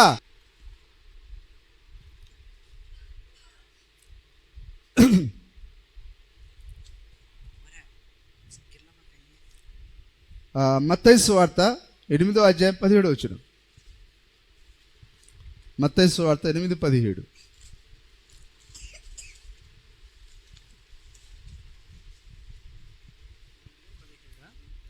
ఆయన మాట వలన దెయ్యములను వెళ్ళగొట్టి రోగులను స్వస్థపరిచెను. అందువలన ఆయనే మన బలహీనతలను వహించుకొని మన రోగములను భరించెనని ప్రవక్త అయిన యెషయా ద్వారా చెప్పబడినది నెరవేరెను. ప్రవక్త ద్వారా చెప్పబడిన మాట నెరవేరెను. హల్లెలూయా. దేవుని నామానికి మహిమ కలుగును గాక. అందువరకే మన కాలంలో జకర్యా చెప్పిన ప్రవచనం నెరవేరెను, మలాకి చెప్పిన మాట నెరవేరెను, యెషయా చెప్పిన మాట నెరవేరెను, ఆమోసు చెప్పిన మాట నెరవేరెను. నిజంగా ఈ కాలపు ప్రవచనాన్ని మీరు చూస్తున్నారా? అయితే మీరందరూ ధన్యులై ఉన్నారు. దేవుని నామానికి మహిమ కలుగును గాక. సరే, ఒక మాట చివరిగా చదువుదాం. రోమా పత్రిక 10:1-3 రోమా పత్రిక 10:1-3.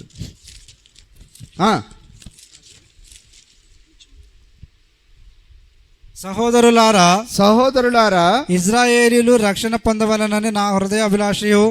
వింటున్నారు అందరూ? ఇజ్రాయేలీలు అంటే ఈరోజు ఎవరు? సంఘ శాఖలు రక్షణ పొందవలనని నా హృదయాభిలాషయు. మనందరికి ఉందా లేదా?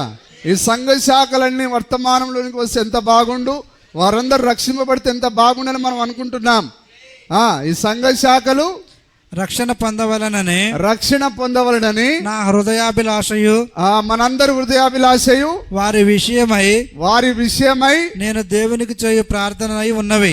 నేను కూడా అదే ప్రార్థన చేస్తున్నాను. ప్రభు, ఈ పట్టణాన్ని దర్శించు, ఈ సంఘాలను దర్శించు ప్రభు, అందులో ఉండే నీ బిడ్డలను రక్షించు. హల్లెలూయా. మనమందరం ఆ విధంగా చేయాలి. ప్రార్థన చేయాలంటే ఏడేడు తిరుగుతారు. 7 తిరుగుతారో ఏమో. వారు దేవుని యందు ఆసక్తి గలవారని వారిని గూర్చి సాక్ష్యం ఇచ్చుచున్నాను. సంఘ శాఖలకు దేవుని యందు ఆసక్తి ఉన్నది కాబట్టి వారు వారం చర్చికి వెళ్తున్నారు. నిజమైన అందుకొరకే బైబిల్ చదువుతున్నారు. వారికి ఆసక్తి ఉన్నది. అయినను వారి ఆసక్తి జ్ఞానానుసారమైనది కాదు. వారి ఆసక్తి ప్రవచనానుసారమైనది కాదు. ఆసక్తి ఉండాలి బైబిల్ పైన, కానీ ఎట్లా ఉండాలి? ఆ కాల ప్రవచన ప్రకారం ఉండాలి, ఆ కాలపు ప్రవచన ప్రకారం ఉండాలి, ఈ కాల ప్రవచన ప్రకారం ఉండాలి. అప్పుడే దేవుడు ఆ భక్తిని మెచ్చుకుంటాడు ఆయన. హల్లెలూయా. ఏది పడితే అది సార్ బైబిల్ మొత్తం నేను చదువుతూనే ఉన్నాను, నేను కూడా క్రైస్తవుడు అంటే కాదండి. నీ దినమున బయలుపరచబడిన ప్రవచనాన్ని నువ్వు చేర్చుకోవడమే అది జ్ఞానానుసారమైనది, అది వాక్యానుసారమైనది. హల్లెలూయా. కానీ చదువురాని సహోదరి, ప్రభువా ఇంతమందికి లేని ఆ యొక్క గొప్ప భాగ్యం నాకు ఇచ్చావే, లేదు, ఇంకా కఠిన హృదయం చేసుకోవడం, మంచి దయ ఉండదు, కనికరం ఉండదు, రక్షింపబడ్డామనే సంతోషం ఉండదు, గొప్పవారికి లేని భాగ్యం నీకు ఇచ్చినందుకు ఏ దేవునికి కృతజ్ఞతలు చెల్లించవు. అదే పాత జీవితం. లోకపు స్త్రీలు ఎట్లయితే అసూయతో ఉంటారో నువ్వు అదే అసూయ, వారెట్లా కపటంతో ఉంటారో నువ్వు అదే కపటం. ఎట్లా పోతావు పరలోకానికి? మార్పు చెందాలి. ఈ వర్తమానం తిన్న ఒక గొడ్డు ఆవు మారిందే, ఒక పశువు మారిందే, ఆ పశువు కంటే హీనురాలివా? అదే పాత జీవితాన్ని కొనసాగిస్తావా? లేదండి, మారాలి. మనం అందరం ఒక ధీరత్వంలోనికి మారాలి, మాధుర్యంగా మారాలి. హల్లెలూయా. ఒక మృగాన్ని మార్చిన వర్తమానం ఇది. మన వంటి మృగాలను ఎవరైనా అది మార్చగలదు.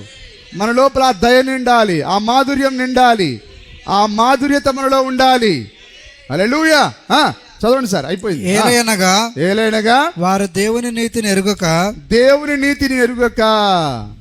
ఏం సార్, నాకేమైనా అర్థమవుతుందా? మీకేమైనా అర్థమవుతుందా?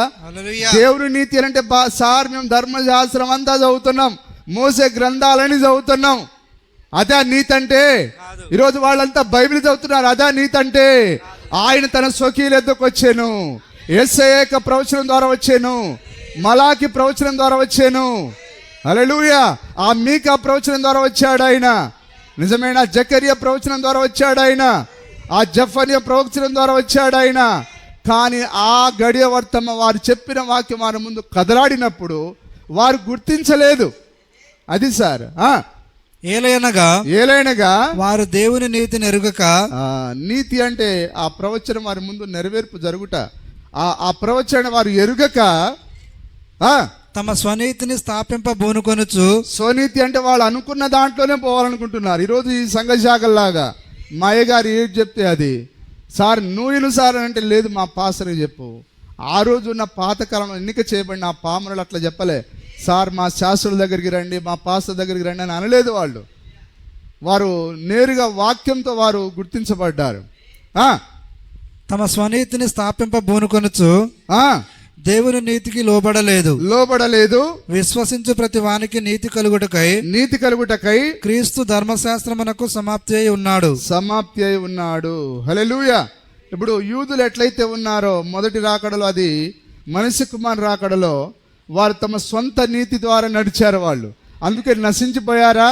అందుకొరకు ఆయన లూకా 19వ అధ్యాయం ఆ యొక్క 42వ వచనంలో దాని విషయమైన ఏడ్చి, నిజమైన ఎందుకు ఏడ్చాడు ఆయన? ఆ గడియ వర్తమానాన్ని వారు చేర్చుకోనందున. ఒకసారి మనం చదువుదాం, అది ఒకసారి చిన్న మాటలు చదవండి. అవి ఇందాక మనం అక్కడ మొదలు పెట్టాం కానీ దాన్ని పూర్తి చేయలేదు. ఓకే,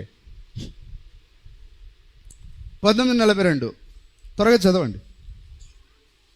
లూకా సువార్త 19:42 త్వరగా. ఆయన పట్టణమునకు సమీపించినప్పుడు దానిని చూచి దాని విషయమై ఏడ్చి. ఓకే, వింటున్నారు అందరూ? దాని విషయమై ఏడ్చి. నీవు ఏడుస్తున్నాడు ఆయన?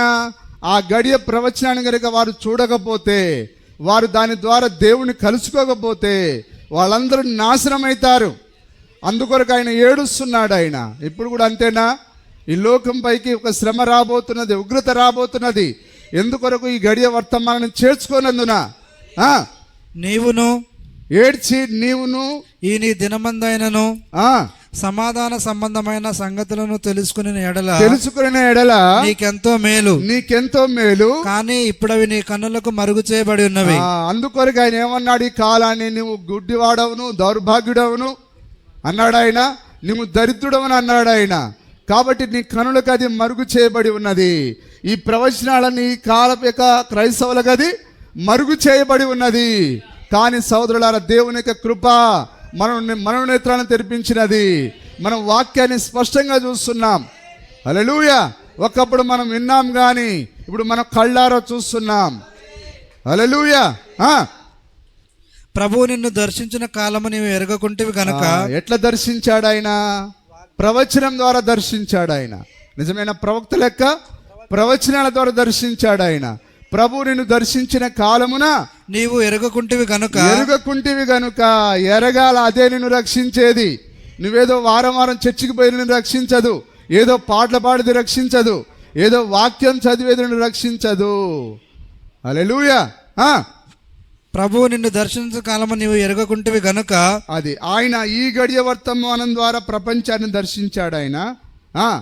ఎరగకుంటివి గనుక నీ శత్రువులు నీ చుట్టూ గట్టు కట్టి. అమెరికా, రష్యా, అటు కమ్యూనిస్ట్ దేశాలు ఈ ప్రపంచమైన కత్తిగట్టి అవి బాంబులేయబోతున్నాయి.